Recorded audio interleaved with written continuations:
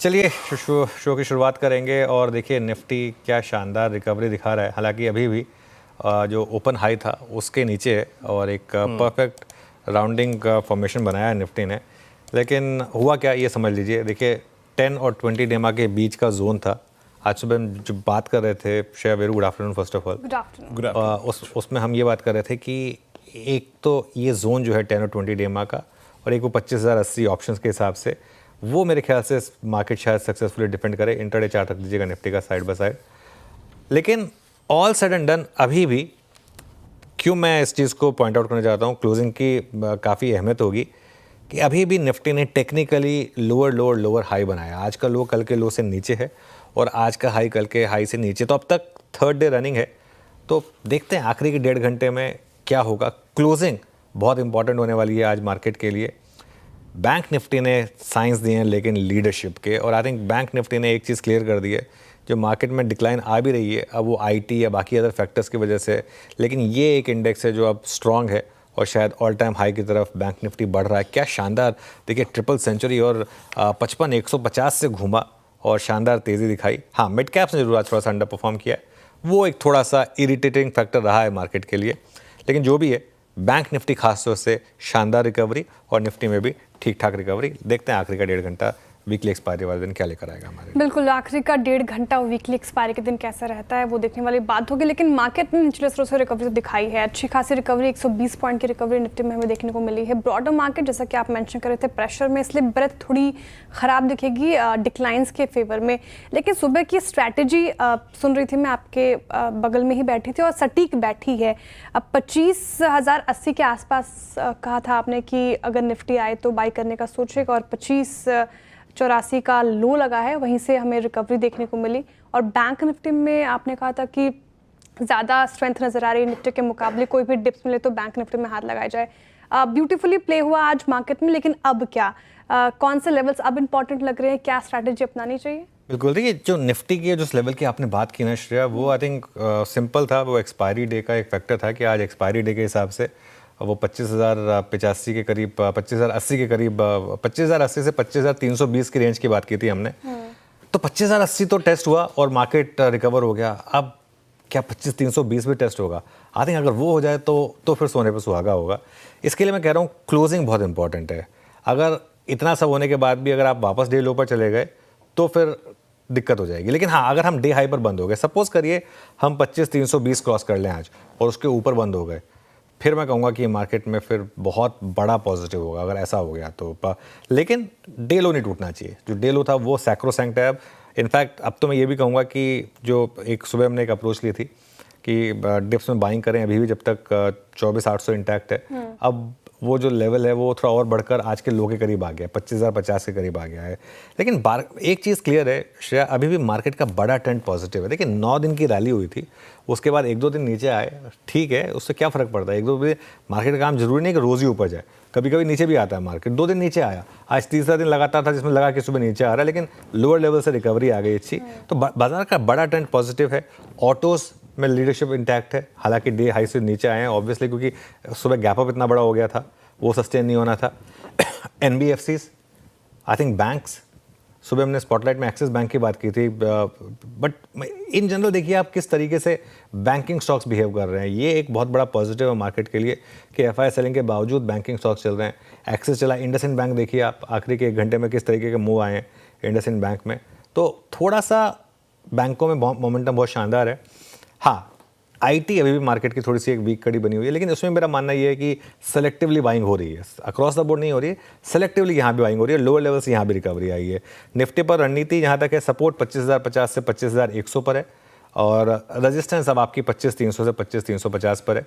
और अगर 25,320 क्रॉस किया आपने तो मुझे लग रहा है फिर आज ही आप एक और बड़ी शॉर्ट कवरिंग भी देख सकते हैं। बैंक निफ्टी तो खैर एक स्ट्रॉन्ग इंडेक्स है और हर डिप में बाइंग काम कर रही है। यहाँ पर आज हम बात कर रहे थे 55,100 तक की कोई भी डिप पे बाई करिएगा, वो 100 तक आया ही नहीं, 150 ही घूम गया, लेकिन ठीक है फिर भी 55,100 का ट्रेलिंग स्टॉप लॉस होगा बैंक निफ्टी पर। बैंक निफ्टी पर मेरा व्यू ये है कि आप यहाँ लॉन्ग बने रहें और अब आप एम करें ऑल टाइम हाई का, ऑल टाइम हाई का एम करें। और बहुत ज़्यादा दूर नहीं है वैसे बैंक निफ्टी पे ऑल टाइम हाई। एक बार अगर 52 वीक हाई और लो प्लेट फायर करेंगे 57,628, 2000 पॉइंट है कुल मिलाकर। 2000 पॉइंट कहने को बड़े लगते हैं बैंक निफ्टी के लिए, लेकिन 3.5% है, तो बहुत ज़्यादा दूर नहीं है। चलिए वीरू के पास चलते हैं और स्टॉक स्पेसिफिक एक्शन क्या रहा आज ही जान लेते हैं। Veeru, good afternoon. Good afternoon Anuj. देखिए बैंक तो चले रहे हैं अनुज, एसबीआई की लीडरशिप में क्या स्ट्रॉन्ग रिवर्सल था सुबह सुबह पीएसयू बैंक्स में। बैंक्स का जिक्र दोबारा करना है, वही हो जाएगा प्रत्यक्ष को प्रमाण देना। मैं हटता हूँ बैंकों से, मैं आता हूँ जरा निफ्टी मेटल रखिएगा index please. Nifty metal index आपकी स्क्रीन पे अभी भी बात करते करते, इन शब्दों का इस्तेमाल करते करते, Nifty metal index is at day high plus Nifty metal index जो है वो अपने हिस्टोरिकल 2 हाइज को क्रॉस कर रहा है। जरा प्लीज़ निफ्टी मेटल रखिएगा। एक हाई था मतलब लगभग समझिए सितंबर 2024 का, उससे पहले हाई था करीब 3 जून 2024 का। हम एग्जैक्टली उसी जोन को स्ट्राइक करते हुए, और मैं स्टैट्स देख रहा था अनुज, सबसे स्ट्रॉन्ग स्टैट्स और एक बहुत क्लियर कट ब्रेकआउट का केस बन रहा है टाटा स्टील में। 19 जुलाई 2024 के बाद, 19 जुलाई 2024 के बाद अब तक की सबसे हाईएस्ट विक्ट्री में 2 सप्लाई जोन अक्टूबर 24 का और उसके बाद जून 2025 का पार किया। डे हाई पर लुक एट बाइंग, करीब करीब 9 लाख शेयर जुड़े। एक अच्छे शॉर्ट कवरिंग के फेज के बाद अब 0.52% ओआई बिल्डअप हुआ है और नीचे की स्ट्राइक्स में chip port writing day high पर। पहला स्टॉक जो कि इंप्रेस कर रहा है अनुज मेटल स्पेस से, दैट्स टाटा स्टील। इनफैक्ट दूसरा भी मेटल से ही है और वह है जिंदल स्टील। यहाँ भी उतना ही बेहतरीन, उतना ही अव्वल दर्जे का ब्रेकआउट यहाँ पर नज़र आ रहा है आपकी स्क्रीन पे, करीब करीब 1063 पे। हालांकि इसको 1000 करीब करीब 65 के आसपास, 1065 के आसपास टफ रेजिस्टेंस है, लेकिन यहाँ शॉर्ट कवरिंग स्टार्ट हुई है। टाटा स्टील जो काम पहले ही कर चुका है वो यहाँ पे हो रहा है, अभी शॉर्ट कवरिंग का फेस चल रहा है। बट इंटरेस्टिंगली दोनों ही स्टॉक्स इस वक्त डे हाई पे टिक बाय टिक चार्ट में स्ट्रॉन्ग मूव जनरेट करते हुए। उसके बाद तीसरा स्टॉक रखूँगा, दैट्स केन्स टेक्नोलॉजीज। एक बार फिर से सिंकिंग जोन से बाहर निकल के आया, 20 डेमा को टेस्ट किया, कूलिंग ऑफ हुई, 10 डेमा को टेस्ट किया और उसके बाद अब डे हाई पर 7285। अच्छा मूव यहाँ पर है। बट फ्रेंकली स्पीकिंग अनुज, अगर अदर देन बैंक्स अगर मैं कोई चीज़ देखूँ तो इट्स मेटल्स जो कि इंप्रेस कर रहे हैं अनुज। ग्लोबली एसोसिएटेड स्पेस में अब निफ्टी आईटी में तो स्ट्रेंथ है नहीं इस वक्त।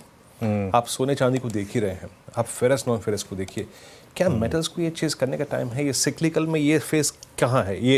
ये जो इंटरमीडिएट मानते हैं या फिर ये एक मैच्योर स्टेज है मेटल्स की इस वक्त? देखिए मैं आपको एक चीज़ बताऊँ, मेटल्स में जो रैली हो रही हैं इसके कई फैक्टर्स हैं। आई थिंक एक तो जो एंटी डंपिंग ड्यूटी की बात हो रही है, एक तो वो। दूसरा आपको याद होगा जब चाइना ने कहा था कि वो अपना प्रोडक्शन अब थोड़ा सा रोकेंगे और हमारे और चाइना के प्राइसेस के बीच में अभी भी डिसेंट गैप एग्जिस्ट करता है वीरू। तो अगर चाइना से एक्सपोर्ट नहीं होगा तो फिर वो कहाँ से होगा? फिर वो यहाँ से होगा। और मेटल्स पे तो खैर आपको याद होगा जब से वो रेट कट शुरू हुई है, हमने एक व्यू ये लिया था कि यहाँ पर एक मेटल्स का आप ETF बना लें, क्योंकि या बास्केट बना लें, क्योंकि आप इंडिविजुअल स्टॉक शायद एग्जैक्टली ना प्ले कर पाएँ, है ना, बिल्कुल नहीं कर पाएंगे। तो आई थिंक ट्रिगर मिला था, 2 ट्रिगर हैं, एक तो चाइना का जो आउटपुट कट था वो, और एक जो फेड ने रेट कट करने शुरू करे। बस इसमें एक ही इंटरेस्टिंग पैरेलल ये बन रहा है कि डॉलर इंडेक्स गिर रहा है लेकिन साइमल्टेनियसली रुपये भी गिर रहा है। रुपये देखिए ऑल टाइम लो पर आ गया आज। वो थोड़ा सा एक मतलब एक अजीब सा फैक्टर है ये, मेरे ख्याल से बिकॉज हमारे यहाँ थोड़ी सी FI सेलिंग ज़्यादा रही है, ये सब वजह से है। लेकिन मेटल्स में चलने के मेन 2 कारण हैं ग्लोबल फैक्टर्स, डॉलर की weakness, rate cut by Fed, और वो चाइना वाला फैक्टर जो चाइना ने अपना आउटपुट कम किया है, उस वजह से ये मेटल्स में इस तरीके की आपने तेज़ी देखी है। क्लियरली गो टू पॉकेट रही है पिछले कुछ दिनों की। श्रेया, आगे बढ़ें शो में? बिल्कुल आगे बढ़ेंगे और मेटल स्पेस की ही चर्चा करने वाली थी, लेकिन वीरेंद्र जी ने पिक कर लिया पीएसयू बैंक, दूसरा सेक्टर जहां पे अच्छी खासी तेजी, और तीसरा सेक्टर ऑटो जो हम डिस्कस कर रहे थे सुबह से। ऑटो स्पेस याद होगा जब GST रिफॉर्म की खबरें भी आई थी तब एकदम से ऑटो स्पेस भागा था। अब 22 सितंबर जब लागू हो गया और पहले दिन जब सेल्स नंबर आए हैं वो काफ़ी इंप्रेसिव, तब भाग रहा है। अब लग क्या रहा है ऑटो स्पेस में, ये जो रैली हमें पिछले 1 महीने में देखने को मिली, ये कंटिन्यू ही करती रहेगी और इन स्तरों पर भी ऑटो स्पेस में हमें अप्रोच लेना चाहिए?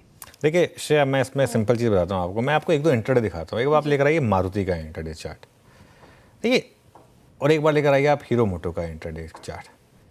देखिए, अगर आपने आज मारुति बाय किया ना सुबह, तो आज आपका पैसा नहीं बना है। हाँ। लेकिन अगर आपने मारुति बाय करके रखा हुआ है तो आपका पैसा बना है।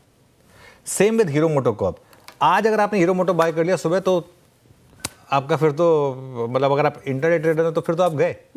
क्या होता है कि ये मत देखिए कि स्टॉक कितना ऊपर है, ये देखिए कि ऊपर खुलने के बाद वो चला या नहीं चला है।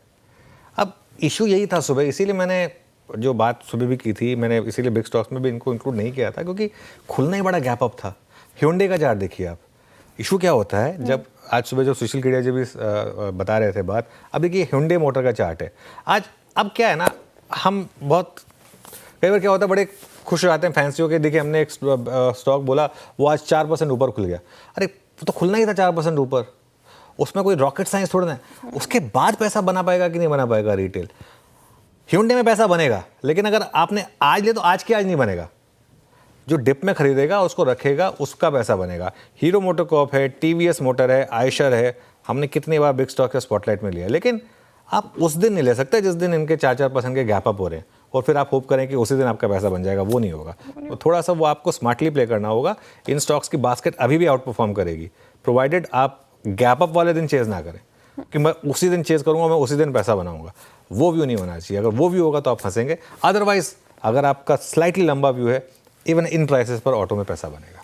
ओके, लॉन्ग टर्म के लिहाज से इन प्राइसेस पे भी ऑटो में पैसा बनेगा। और मार्केट अब डेज हाई की ओर बढ़ता हुआ शानदार रैली के साथ रिकवरी अच्छी खासी देखने को मिल रही है। चलिए अब ट्रेंडिंग स्टॉक्स की बात कर लेते हैं, क्योंकि रिकवरी हो रही है मार्केट में, तो शुरुआत तेजी के ट्रेंडिंग स्टॉक्स के साथ करते हैं। कहाँ पर आज दमखम नजर आ रहा है, क्या एक्शन इन ग्रीन कौन से स्टॉक? इंडसइंड बैंक्स में शानदार रैली, 3% चढ़ गया। और मेटल स्पेस जिक्र कर रहे थे वीरेंद्र जी, JSW स्टील देखिए 2.5% तेज आज के सेशन में। और याद होगा आपको सुबह ब्रोकर्स रिपोर्ट्स में भी मैंने जिक्र किया था, JSW स्टील गेनर्स में शुमार। बजाज फाइनेंस लगातार सुबह से तेज 2% के करीब रैली। अडानी एंटरप्राइजेस यहाँ पर लगातार तीसरे दिन बाइंग हमें देखने को मिल रही, 3% के करीब चढ़ गया। वोडाफोन आइडिया सरकार की तरफ से वो रिलीफ के, सुप्रीम कोर्ट की तरफ से वो रिलीफ के बाद देखिए लगातार इसमें बाइंग नजर आ रही है, 4.5% के करीब चढ़ता हुआ नजर आए। AU स्मॉल फाइनेंस बैंक सुबह से तेज है, 3.5% से ज्यादा की तेजी। PNB हाउसिंग फाइनेंस यहाँ पर गजब की रैली, लगभग 0.25%। और HPCL भी आज 3% उछाल के साथ कर रहा है कारोबार। लेकिन टेंट कहाँ पड़ा, ट्रेंट इसमें कमजोरी पिछले कुछ सत्रों से, लगभग 2% टूटा आज के सत्र में। अल्ट्राटेक सीमेंट में कल अच्छी बाइंग नजर आ रही थी, आज देखिए बैकफुट पर 2% के करीब। FMCG पैक एक ऐसा पैक जो परेशानी का सबब बन रहा है, 1.5% ये पूरा पैक नीचे। नेस्ले इंडिया लूजर्स में शुमार, 1.5% की गिरावट के साथ कर रहा है कारोबार। SBI लाइफ कल की रैली के बाद यहाँ पे थोड़ी मुनाफा वसूली, लगभग 1.5% के करीब। इनफैक्ट अब IT स्पेस से कुछ स्टॉक्स दिखेंगे आपको, कोफोर्ज और एम्फेसिस 2% ज्यादा की गिरावट के साथ कर रहे कारोबार। डिफेंस स्पेस में आज फिर से मुनाफा वसूली रैली के बाद, कल की रैली के बाद। भारत डायनेमिक्स टूट गया 2.5% से ज्यादा। और Godrej consumer against FMCG pack से 3.5% के करीब गिरावट के साथ कर रहा है कारोबार। चलिए अब आगे बढ़ते हैं और कार्यक्रम का क्रम समझते हैं। फंडामेंटल राय देने के लिए हमारे साथ होंगे एंजल वन के अमरदेव सिंह जी, टेक्निकल कॉल सिंह प्रकाश गाबा, मानस जायसवाल, कविता जैन, अमित सेठ, प्रशांत सावंत और सोमिल मेहता जी से। 2:20 पर नवरात्रि ऑटो बिक्री के आंकड़े लेकर आएंगे दीपाली राणा। 2:25 पर इतनी मतलब बताएंगे आपकी ऑटो एंसिलरी शेयर क्यों भाग रहे हैं। 2:35 पर मनीषा गुप्ता से समझेंगे रुपए में इतनी गिरावट क्यों आ रही है। 2:50 पर कंचन नौटियाल बताएंगे क्रूड में गिरावट क्यों आ रही है। 2:55 पर मार्केट बिग वॉइस में हमारे साथ जुड़ेंगे कंप्लीट सर्कल के मैनेजिंग पार्टनर और CIO गुरमीत चड्ढा जी। 3:05 पर डीलिंग रूम चेक। 3:10 पर कल के लिए NOGC स्ट्रैटेजी। 3:15 पर BTST के STBT कॉल्स। ओके, चलिए हमारा पैनल तैयार है और ट्रेड्स की शुरुआत करेंगे। गुड आफ्टरनून आप सभी को। गबा सर बताइए क्या रहेगी इस समय की trade? Good afternoon to you सभी पैनलिस्ट को भी गुड आफ्टरनून। स्टॉक का नाम है इंडसइंड बैंक। डिस्क्लोजर मेरे पोर्टफोलियो का, my portfolio stock long position trade करा है 755 के आसपास। मेरे ख्याल से ₹5 का स्टॉप लगना चाहिए, 750 का टारगेट होगा 770 का। स्पिल ओवर ट्रेड हो सकता है कल के लिए, तो मतलब यस, अब इंडसइंड बैंक लॉन्ग पोजीशन। प्रकाश का बसर का इंडसइंड बैंक 755 में विद स्टैंडर्ड डिस्क्लेमर इनके पोर्टफोलियो में लॉन्ग टर्म होल्डिंग में याद रखिएगा ये स्टॉक परसिस्ट करता है। मानस गुड आफ्टरनून, आपका trade? Good afternoon Virendra ji. तो देखिए मेटल स्पेस पे ध्यान है और जिंदल स्टील जहां पर एक करीब 7-8 दिनों का कंसोलिडेशन देखने को मिला था, आज एक फ्लैग पैटर्न का ब्रेकआउट देखने को मिला है, काफी बढ़िया वॉल्यूम देखने को मिल रहे हैं। तो जिंदल स्टील में खरीदारी करेंगे 1044 के स्टॉप लॉस से 1100 रुपए तक के टारगेट पॉसिबल है स्टॉक में। ये कैश लेवल्स है, चाहे तो 1060 वाला 1060 का कॉल ऑप्शन ले सकते हैं। 17 रुपए के आसपास ये ऑप्शन ट्रेड हो रहा है। इसमें आपको 9 रुपए का स्टॉप लॉस लगाना है और 40 रुपए के टारगेट सेट करना है। जिंदल स्टील में खरीदारी की राय मानस जी की तरफ से शानदार रैली इस पूरे स्पेस में देखने को मिल रही है। कविता जी गुड आफ्टरनून, बताइए आप क्या पिक कर रही हैं? म्यूट पे हैं कविता जी, अनम्यूट कर लें। So sorry. So Kotak Bank, this looking good. अपने 10 EMA को दोबारा रीगेन करते हुए है 2047 2047 के लेवल पर है। For the price move of 2080 आप कोटक बैंक पर एक बाय ट्रेड ले सकते हैं। स्टॉप लॉस मेंटेन करना चाहिए 2030 पर।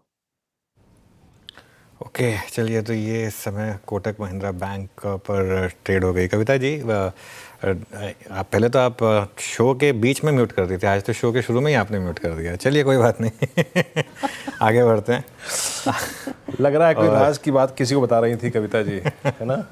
हाँ ऐसे ही कुछ हुआ होगा वीरू, कुछ या तो कुछ चलिए खैर, तो 3 ट्रेड्स ले चुके हैं अब तक हम। अमित सेठ के पास चलते हैं। अमित जी गुड आफ्टरनून, बताइए आपकी ट्रेड। जी good afternoon Anuj ji, good afternoon Viren ji and everybody on the panel. Anuj ji, मेरी इस समय की ट्रेड रहेगी कैनरा बैंक। कैनरा बैंक अगर हम देखें तो ऑलमोस्ट एक रिसेंट हाई को क्रॉस कर रहा है, काफी स्ट्रॉन्ग स्ट्रक्चर है यहाँ पे। ओवरऑल अगर मोमेंटम इंडिकेटर्स और एडीएक्स देखें तो वहां भी काफी स्ट्रेंथ है। तो इट्स अ पोजिशनल बाय 119 का स्टॉप लॉस रहेगा और टारगेट्स रहेंगे 125 के। ओके, आपका कैनरा बैंक आपने पिक किया। कैनरा बैंक को 121 पे सुपर एग्रेसिव स्टॉक रहा जनाब ये भी मिड कैप बैंकिंग में पीएसयूज में। सोमिल गुड आफ्टरनून, आपका trade. Good afternoon to everyone. मेरा ट्रेड होगा MCX पर। MCX में पहले भी मैंने लास्ट वीक भी ट्रेड दिया था, ये मैं कंटिन्यू कर रहा हूँ। जो स्टॉप लॉस रहेगा वो 7850 पे रहेगा और टारगेट रहेगा 8450। ये स्टॉक में एक छोटा सा कंसोलिडेशन लास्ट वीक ऊपर की तरफ टूटा था। आज 40 डेली मूविंग एवरेज पे सपोर्ट लेके फिर से ये पॉजिटिव मोमेंटम दिखा रहा है। आई थिंक यहाँ पर बहुत अच्छी एक मीडियम टर्म रैली देखने मिल सकती है। सो ट्रेल करके चलिए ये स्टॉक को। ओके, MCX में निचले स्रोत से अच्छी रिकवरी, डेज हाई के आसपास कर रहा है कारोबार। यहाँ पे खरीदारी की राय सोमिल जी की तरफ से। टेक्निकल कॉल्स ले लिए हमने, एक एक करके आपकी स्क्रीन पर रख देती हूँ ताकि आप जॉट डाउन कर लीजिए। गावस्कर ने इंडसइंड बैंक चुना है डिस्क्लोजर के साथ। इनकी पोर्टफोलियो में लॉन्ग टर्म के लिहाज से कब से है तो 770 के टारगेट वो एक्सपेक्ट कर रहे हैं। 750 का आपको स्टॉप लॉस मेंटेन करके चलना है। मानस जी कह रहे हैं कि जिंदल स्टील पर खरीदारी कर सकते हैं। 1100 तक के टारगेट देख रहे हैं वो। 1044 का स्टॉप लॉस मेंटेन करना है। इसके अलावा 1060 का कॉल ऑप्शन भी उसमें भी आप बाइंग कर सकते हैं। कविता जी ने कोटक महिंद्रा चुना, यहाँ पे खरीदारी की राय उनकी तरफ से। 2080 तक के टारगेट देख रही हैं वो। 2030 का आपको स्टॉप लॉस मेंटेन करके चलना है। अमित जी कह रहे हैं कि कैनरा बैंक उनको पसंद आ रहा है पीएसयू बैंकिंग स्पेस में से। 125 का टारगेट देख रहे हैं वो। 119 का आप स्टॉप लॉस मेंटेन कीजिए। और सोमिल जी ने अभी MCX चुना है। आपके स्क्रीन पर स्टॉप लॉस और टारगेट 8450 का टारगेट, 7950 का स्टॉप लॉस मेंटेन कीजिए। अमरदेव सिंह जी हमारे साथ मौजूद हैं। अमरदेव जी गुड आफ्टरनून, हैप्पी नवरात्रि आपको। स्वागत है आपका कार्यक्रम में और अच्छा लग रहा है कि आप भी कलर थीम फॉलो कर रहे हैं, रेड टी शर्ट के साथ आए हैं। सर, मार्केट जिस तरीके से बिहेव कर रहा है, ऐसे मूड माहौल में कौन से स्टॉक्स आपके रडार पर आए जहां पर हाथ लगाया जा सकता है? Good afternoon and thank you. So देखिए, from a long term perspective Sagility limited एक स्टॉक है जिसपे नजर रखी जा सकती है from a long term perspective. ये हेल्थ केयर में फोकस्ड है और डिजिटल ट्रांसफॉर्मेशन पे इनका काफी काम ये कर रहे हैं और 25 इयर्स प्लस इनकी एक्सपर्टीज है। और इनके जो क्लाइंट्स भी हैं अक्रॉस द वर्ल्ड हैं, मेजर लीडिंग यूएस प्लेयर्स हैं, टेक्नोलॉजी प्लेटफॉर्म्स हैं। और कंपनी जो है इनकी 33 ग्लोबल डिलीवरी साइट्स हैं। तो मैं ये मानता हूं कि इस स्टॉक पे एक लॉन्ग टर्म पर्सपेक्टिव से नजर रखा जा सकता है, बिकॉज कंपनी जो है अभी काफी हेविली इन्वेस्ट कर रही है एआई और ऑटोमेशन में। और जिस तरह से हम ग्लोबल हेल्थ केयर मार्केट को देख रहे हैं, जो currently in 2024 was estimated around $350 billion और वो 9 to 10% CAGR ग्रोथ से टुवर्ड्स 2030 तक है। तो उसका बेनिफिट सेजिलिटी को भी हमें देखने को मिल सकता है। और यदि मैं इस कंपनी की बात करूं तो इनकी जो एक्सपर्टीज है वो deep health care domain expertise है। इनके जो लॉन्ग स्टैंडिंग क्लाइंट रिलेशनशिप्स हैं। और यदि मैं इसे FY27 एक्सपेक्टेड EPS से भी देखूं तो करेंटली ये 45 के आसपास ट्रेड करता हुआ दिख रहा है। तो इसमें 30-35% की अपसाइड देखी जा सकती है from a period of 8 to 12 months में इसे देखा जा सकता है टुवर्ड्स टारगेट ऑफ 60। तो ये एक स्टॉक है जिसे लॉन्ग टर्म पर्सपेक्टिव से देख सकते हैं। चलिए, तो ये इस समय आपके लिए कुछ ट्रेडिंग और इन्वेस्टिंग आइडियाज़। चलिए अब फोकस करते हैं कुछ और स्टॉक्स पर। बैंक निफ्टी में ऑब्वियसली वापस थोड़ा सा मोमेंटम लौट रहा है, 55,500 के ऊपर बैंक निफ्टी ट्रेड करता हुआ। और एक स्टॉक जो रेडार पर है वो है वोडाफोन आइडिया। कुछ देर में डिटेल में डिस्कस करेंगे स्टॉक को भी। 5% ऊपर है ये स्टॉक। संवर्धन मदरसन, यहाँ पर भी काफ़ी बाइंग है। इनफैक्ट ऑटो और ऑटो एंसिलरी इस स्पेस पर फोकस करते हैं और यतिन के पास चलते हैं। क्यों इतनी बड़ी रैली हमने इस स्पेसेस में देखी है, जानते हैं। Yatin, good afternoon. Good afternoon. और ऑटो एंसिलरीज की बात करें तो ऑब्वियसली जो ऑटो कंपनियों में ज़बरदस्त तेज़ी, इसका बेनिफिट ऑटो एंसिलरीज को होता है। जिस तरीके से प्रोडक्शन में स्केल अप हुआ है, संवर्धन मदरसन हो या सीएट एमआरएफ जैसी टायर कंपनीज हो या बैटरी कंपनीज हो या इलेक्ट्रिक व्हीकल्स बनाने वाली ऑटो एंसिलरी जैसे सोना बीएलडब्ल्यू, सभी को फ़ायदा होता है। अगर हम बात करें संवर्धन मदरसन की, तो इनका कोर बिजनेस है ऑटो एंसिलरी, और यहाँ हमने देखा है कि बहुत इंडियन बिजनेस पे ये बुलिश हैं। ऑटो की बिक्री जो जिस तरीके से बढ़ी है नवरात्रि में, उस हिसाब से काफ़ी शानदार रिकॉर्ड सेल्स रहे हैं। अगर हम पर्टिकुलरली बात करें तो पिछले 5 साल की सबसे बेहतरीन ग्रोथ आपको मदरसन सुमी में देखने को मिली है, जहां लगभग सेल्स में 2.5 गुना ज़्यादा इजाफा हुआ है। और जो नए मॉडल्स आ रहे हैं, इसके अंदर सनरूफ है, बहुत सारे इलेक्ट्रिकल कंपोनेंट्स हैं, और अगर हम बात करें तो जो कैमराज भी लगते हैं, सेंसर्स भी जो लगते हैं, या मदरसन सुमी को एक ज़्यादा बड़ा बेनिफिट होता हुआ आपको नज़र पड़ता है। तो ये ऑब्वियसली अगर आप देखेंगे तो ईयर टू डेट 40% ऊपर है, सबसे best performing auto ancillary. CEAT और एमआरएफ की बात करें तो यहाँ भी हमने देखा है कि जो टायर्स पे जीएसटी कम हुई है, लगभग 28% से घट के अब 18% हो गई है, उसका बेनिफिट होगा रिप्लेसमेंट मार्केट को भी। और जो ओईएम्स ऑर्डर देती हैं, यहाँ भी आपने अच्छा खासा इजाफा देखा है। तो पिछले काफ़ी दिनों से ब्रोकरेजेस एमआरएफ और सीएट का रिकमेंडेशन भी दे रहे हैं। और अगर हम मार्केट शेयर के हिसाब से बात करें तो 40% एमआरएफ का मार्केट शेयर है और सीएट का लगभग 20% मार्केट शेयर है। जहाँ तक कि 2 व्हीलर टायर कंपनीज और 4 व्हीलर्स के लिए टायर सप्लाई का सवाल है। एक्साइड और अमारा राजा बैटरीज की नई फैक्ट्री आ रही हैं लिथियम बैटरी के लिए। और अगर हम कंटिन्यूस रिप्लेसमेंट डिमांड की बात करें तो अमारा राजा का कहना है कि जो 2 व्हीलर और 3 व्हीलर बैटरी पैक्स हैं, यहाँ काफ़ी अच्छी ग्रोथ देखने को मिल रही है जीएसटी कटौती के बाद। और आखिर में उनो मिंडा, सोना बीएलडब्ल्यू, इंड्योरेंस, बॉश, ये सारी कंपनीज को फ़ायदा होगा 2 व्हीलर में ग्रोथ आने से, जहाँ की खास करके जो इलेक्ट्रिफाइड 2 व्हीलर्स हैं, यहाँ से काफ़ी अच्छी बिजनेस आने की उम्मीद है, क्योंकि 2 व्हीलर सेल्स में भी बहुत ज़्यादा इजाफा हुआ है। ऑब्वियसली अपडेट की हम इंतजार कर रहे हैं बजाज ऑटो और हीरो मोटोकॉर्प से, लेकिन वहाँ भी शानदार सेल्स रहे हैं।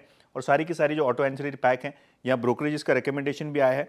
आईसीआईसीआई सिक्योरिटीज़ जो है सनसेरा, लुमैक्स ऑटो, एक्साइड और अपोलो टायर जैसे काउंटर्स पे काफ़ी बुलिश है, जहाँ उनको 5 से 25% तक की अपसाइड दिखाई पड़ती है।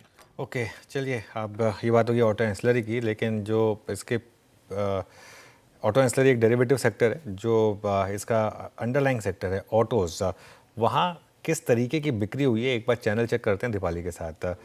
दीपाली, गुड आफ्टरनून, बताइए।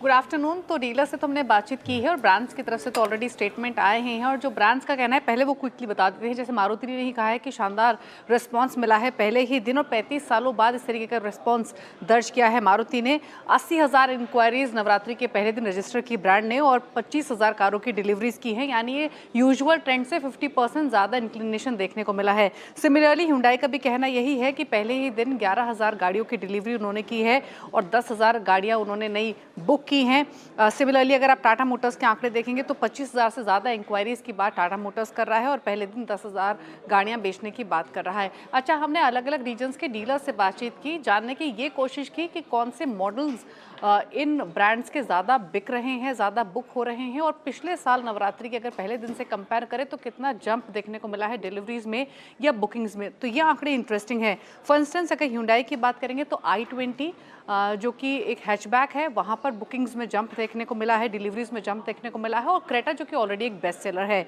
मारुति की गाड़ियाँ देखेंगे तो बलिनो और वैगनार, अगेन जो छोटी गाड़ियाँ हैं वहाँ पर एक जंप देखने को मिला है। टाटा की बेस्ट सेलर देखेंगे तो नेक्सॉन और पंच रही हैं, जो कि एंट्री लेवल एसयूवीज हैं। महिंद्रा के लिए स्कॉर्पियो एन की सबसे ज़्यादा बुकिंग्स और डिलीवरीज हुई हैं। यानी अगर हम कंपैरिजन करें तो जो छोटी गाड़ियों को पुश मिलने की बातचीत हो रही थी वो इन आंकड़ों में दिखाई दे रही है। अगर आप Hyundai के, टाटा मोटर्स के या फिर मारुति की गाड़ियां देखें जो सबसे ज़्यादा बिकी हैं। एक चीज़ और, अगर पिछले साल के मुकाबले कंपेयर करें नवरात्रि के पहले दिन की सेल्स, तो मारुति की 35 से 40% ज़्यादा ग्रोथ देखने को मिली है, टाटा मोटर्स 20 to 25%, ये डीलर चेक के बेसिस के आंकड़े हैं। Hyundai लगभग 20% और महिंद्रा एंड महिंद्रा 18 से 20%, लेकिन मारुति को सबसे ज़्यादा फायदा होते हुए दिखाई दे रहा है। और शायद यही वजह है कि ये स्टॉक्स लगातार मोमेंटम में है। और अगर आप उनकी परफॉर्मेंस देखेंगे भी शुरुआत से लेकर अब तक, अगर इस साल की शुरुआत से देखें या फिर अगस्त से लेकर अब तक देखें, तो ज़बरदस्त रिटर्न्स इन तमाम स्टॉक्स की तरफ से आते हुए दिखाई दिए हैं। बिल्कुल, शुक्रिया दीपाली जानकारी के लिए। यतिन आपका भी शुक्रिया। और शानदार रैली इस पूरे स्पेस में हमें देखने को मिल रही है। जो आंकड़े आए हैं सामने सेल्स की काफ़ी इंप्रेसिव हैं और लगातार हम चर्चा भी कर रहे हैं। मानस जी, ऑटो और ऑटो एंसिलरीज दोनों स्पेसेस में अगर मैं पूछूं आपसे 2-3 स्टॉक्स दोनों ही स्पेस में से कौन सा आपको बेटर लग रहा है जहां पर इन लेवल्स पर भी खरीदारी की जा सकती है? देखिए, ऑटो स्पेस में तो काफी स्टॉक ऐसे हैं जो अभी भी मेरा समझना है कि करंट लेवल से भी अच्छी खासी रैली दिखा सकते हैं। अगर हम टू व्हीलर की बात करें तो आई थिंक हीरो मोटोकॉर्प, जहां पर आज प्रॉफिट बुकिंग जरूर देखने को मिली है, लेकिन मेरा समझना है कि अंडरटोन काफी बुलिश बना हुआ है। इसलिए हीरो मोटोकॉर्प में इस गिरावट पे भी खरीदारी की जा सकती है। 5250 के स्टॉप लॉस से एक पोजीशन ट्रेड लेना चाहिए, जहां आप अपने टारगेट 5650 के आसपास के रख सकते हैं। एंसिलरी की जहां तक बात है, मेरे ख्याल से मदरसन सुमी पे भी आप ध्यान दे सकते हैं, क्योंकि यहाँ पर एक फ्लैग पैटर्न का ब्रेकआउट है, तो करंट लेवल्स पे यहाँ पर आप खरीदारी कर सकते हैं 110 रुपए के स्टॉप लॉस से 116 रुपए के टारगेट के लिए। ओके मदरसन आपके स्क्रीन पे मीनवाइल जो आपने ट्रेड दिया था मानस जी जिंदल स्टील का, जो कि मैं इनफैक्ट 2 बजे अपने स्कैन में लेके भी आया था, क्या ब्लास्ट हुआ है? वो stock is at day high 1068.6, दिन के सर्वोच्च स्तरों पे आके ट्रेड करता हुआ। Auto strong move, metal strong move. और जरा एक बार लेके आइएगा गोल्ड सिल्वर, और गोल्ड सिल्वर की तेज़ी मेरे को एक स्टॉक के बारे में सोचने पर प्रेरित कर रही है, एंड दैट्स MCX 8041 पर। मैं थोड़ा सा इन स्टैट्स को रीड कर रहा था और मैं आपको बताऊं, स्टॉक है अभी 8050 पे, बट MCX में जो गोल्ड सिल्वर में जिस प्रकार का मूव है आज, उसको देखते हुए 8100 की कॉल, 8200 की कॉल, 8400 की कॉल, सारी जो स्ट्राइक्स की जो कॉल्स है ना, सब में अनवाइंडिंग शुरू हो चुकी है। बड़ी शॉर्ट कवरिंग यहाँ पे। ये स्टॉक आज 10 डे से एक रिवर्सल जनरेट कर रहा है 7894 के लो के अगेंस्ट, अब ऑलमोस्ट डे हाई पे प्रोसीड करता हुआ। ये आपकी राय जानना चाहूँगा इस पर मैं, प्रकाश सर। 8044, अगर ये 8050 8060 के जोन को काट गया तो क्या लग रहा है, I mean, वो जो स्विंग हाइज थे अगस्त मिड के या फिर क्लोज के 83 8250 वहाँ तक का स्ट्रेच? MCX का चार्ट तो बढ़िया है, बाउंस मिला है अराउंड 7400 से, वो अच्छा बाउंस है। सिर्फ एक 8400 पे थोड़ा रेजिस्टेंस है। मुझे लगता है जैसे इस कैंपेन में वहां तक जाएगा 8400 के आसपास, वहां पर थोड़ा रुकेगा। रुकने के बाद जो नेक्स्ट अप मूव मिलेगा फिर करीब 9000 तक ले जाएगा, लेकिन वहां पर 8400 के आसपास थोड़ा रेजिस्टेंस है, लेकिन अप मूव जाने की संभावना पूरी है। अगर आज भी किसी को लेना है ना, अभी इसी वक्त ले सकते हैं। 7950 का स्टॉप लगाए MCX में, और 8200, 8300, 8400 तक का एक इंतजार कीजिए। फिर वहां पर नेगोशिएट थोड़ा डिफिकल्ट रहेगा, लेकिन अप मूव ऑन है। Yes MCX up move on है, यस इन MCX। अमीन भाई एक बार जरा PNB हाउसिंग लेकर आइए। आई थिंक 1 सितंबर को हमने पिक किया था इसको स्पॉटलाइट में, 761 था रेट उस दिन, अब 886। जस्ट वन वे, इसका 1 महीने का चार्ट दिखाइएगा। बिल्कुल वो देखिए क्या वन वे रैली हुई है यहाँ पर PNB हाउसिंग में। मानस क्या लग रहा है स्टॉक में अब यहाँ पे medium term view PNB housing में? बिल्कुल, देखिए स्टॉक में जो नेक्स्ट टारगेट होगा वो 200 डे मूविंग एवरेज होगा। 920 रुपए तक के टारगेट देखने को मिल सकते हैं। अब इम्पॉर्टेंट ये कि 920 रुपए को ब्रेक करके और वो जो गैप था उसको ब्रेक करके उसके ऊपर सस्टेन करेगा, तभी स्टॉक मीडियम टर्म के लिए पॉजिटिव होगा। तो मीडियम टू लॉन्ग टर्म के लिए अगर ट्रेड लेना हो तो अभी भी वेट करना बेहतर रहेगा। यहाँ पर बुलिश तभी होगा जब स्टॉक 980 रुपए के ऊपर ट्रेड करना शुरू करेगा, लेकिन जो शॉर्ट टर्म व्यू है वो अभी भी पॉजिटिव है। ट्रेडिंग के तौर पे करंट लेवल्स पे 864 के स्टॉप लॉस से खरीदारी करनी चाहिए, 925 रुपए तक के टारगेट्स पॉसिबल है। ओके, चलिए अब बात करते हैं डॉलर के मुकाबले रुपए की। जी हाँ, देखिए रुपए में आज %0.5 की गिरावट आई, और एक इंटरेस्टिंग चीज़ ये है कि ये उस एनवायरनमेंट में हो रहा है जिसमें ग्लोबली डॉलर एक्चुअली काफ़ी वीक रहा है। डॉलर इंडेक्स जो है वो लगातार आपने देखा ही है किस तरीके से गिरा है। ध्यान रखिएगा डॉलर इंडेक्स जो है वो बाकी जो डेवलप्ड करेंसीज हैं उनके अगेंस्ट की एक बास्केट है, लेकिन क्या ये एक ओवरऑल इमर्जिंग मार्केट फिनोमिनन है या इंडियन मार्केट में ही रुपी ज़्यादा गिर रहा है, ये समझ लेते हैं लता मैम से। Lata ma'am good afternoon. All time low dollar rupee पर 89 ऑलमोस्ट। जी हाँ, ये 88.45 एक तरह का सपोर्ट था और वो आज सुबह टूट गया। मंडे क्लोज 88.31 था, इतना कमज़ोर नहीं था बिकॉज हमने 88.4 देख चुके थे सितंबर 12 या कब, तो तब तक इतना चिंता नहीं था। लेकिन ये 88.45 टूटते ही इम्पोर्टर्स, कॉरपोरेट्स, उनको सब ये ब्लू स्काइज टेरिटरी हो गया ना, आप पता नहीं कहाँ रुकेगा, तो सब लोग इमीडिएटली बाय मोड पे आ जाते हैं, स्टॉप्स ट्रिगर हो जाता है। और एक डर भी था मंडे को जब वो H1B वीज़ा का इम्पैक्ट देखना था, तब वो फुटसी रीबैलेंसिंग का खबर था, इसलिए थोड़ा बहुत इन्फ्लोस था। लेकिन आखिरकार जब नंबर आया वो 2910 करोड़ का FPI सेल्स था, डर था कि और भी सेल होगा ट्यूसडे को, तो उसके वजह से भी ज़्यादा हमको डॉलर बाइंग देखने को मिला ये डर के मुताबिक। और RBI का रोल था, दे वर सप्लाइंग डॉलर्स, लेकिन ये नहीं कि वो कोई लेवल को सपोर्ट कर रहे थे। डीलर्स का मानना है कि RBI एंड गवर्नमेंट यही समझते हैं कि थोड़ा बहुत डेप्रिसिएशन रुपी के लिए अच्छा है, क्योंकि एक्सपोर्टर्स को वैसे भी मुश्किल है टैरिफ के वजह से, ग्लोबल स्लोडाउन के वजह से, एकदम stiff competition from other Asian countries, China in particular, इसलिए एक depreciation. By the way rupee is not only all time low versus dollar, it is also all-time low versus yuan. 12 rupees 48 paise to buy 1 yuan is an all-time low. So it is suitable कि हमको ये competition exporters को माहौल अच्छा है और imported items भी महंगे हो जाएंगे। आपने देखा होगा आज steel companies are doing well क्योंकि competition महंगा है, imported steel. So it is suiting everyone, but that doesn't mean the Indian RBI or government will be happy with a steady depreciation. बहुत डेप्रिसिएशन हो जाएगा तो आने वाले थोड़े कैपिटल फ्लोज भी नहीं आएंगे, उल्टा बेच के जाएंगे, और जब पूरा कमज़ोर हो गया तब आए, इसलिए बहुत कमज़ोर होने नहीं देंगे और होने की ज़रूरत भी नहीं है। मोस्ट ऑफ द एक्सपर्ट जिससे हमने बात किया उनका मानना है कि at 88.50 all the bad news is in the price. उनका मानना है कि Jan Feb March normally export heavy months होता है, fourth quarter current account surplus month होता है, तब जाकर एक्चुअली रुपी थोड़ा यहाँ से अप्रिशिएट होगा। बैड न्यूज़ अभी काफ़ी है। और अनुज, जैसे तुमने पूछा कि वेदर ये ओनली इंडिया स्पेसिफिक प्रॉब्लम है, इन 1 ईयर टाइम फ्रेम ये इंडिया स्पेसिफिक ज़्यादा है, because India is the worst performing currency, because dollar has weakened about 10%, 106 से डॉलर इंडेक्स 97 तक आ गया है। 10% रिडक्शन होते हुए भी India has depreciated 2% versus the dollar. Almost all other currencies are up versus the dollar. Yuan is up 3% versus the dollar. So we are the weakest currency, but not today. Today, Indonesian rupiah and Filipino peso हमसे भी ज़्यादा कमज़ोर है। तो एक तरह से एक रीजनल वेव है, लेकिन हमारा वीकनेस थोड़ा ज़्यादा है if you look at the year long perspective. बिल्कुल, हमारा वीकनेस थोड़ा ज़्यादा है। मैं बहुत बहुत शुक्रिया। और काफ़ी करेंसीज हैं, जैसे थाई बाट है फॉर एग्जांपल, 3 साल पहले 38 था, आज 31 है, वहाँ तो काफ़ी स्ट्रेंथ रही है। तो कोरियन वॉन और काफ़ी because of the equity flows. Absolutely. तो खैर हमारी मार्केट में थोड़ा सा दिक्कत रही है। खैर एनीवे, FI सेलिंग काफ़ी फैक्टर्स हैं जिस वजह से हमारी मार्केट करेंसीज में इस समय एटलीस्ट वर्स्ट परफॉर्मिंग मार्केट्स में से रही है। शुक्रिया रहता मैम। तो ये होगी बात डॉलर रुपए की। चलिए बात करते हैं आज के टॉप F&O गेनर की। वोडाफोन आइडिया करीब 6% ऊपर ट्रेड में, काफ़ी फैक्टर्स रहे हैं। एक बार कंचन के पास चलते हैं और समझते हैं कि ऑफ लेट क्यों इतना स्टॉक में आपको करंट दिखाई दे रहा है। कंचन, गुड आफ्टरनून। जी डेफिनेटली, यहाँ पे देखिए सिटी की रिपोर्ट आई है और सिटी ने यहाँ पे एक बेट लगाई है। सिटी ने बोला है आप खरीदारी तो कर सकते हैं, लेकिन जो रिस्क है वो भी इस टाइम पे मंडराता हुआ दिखाई दे रहा है। It means high risk with bye.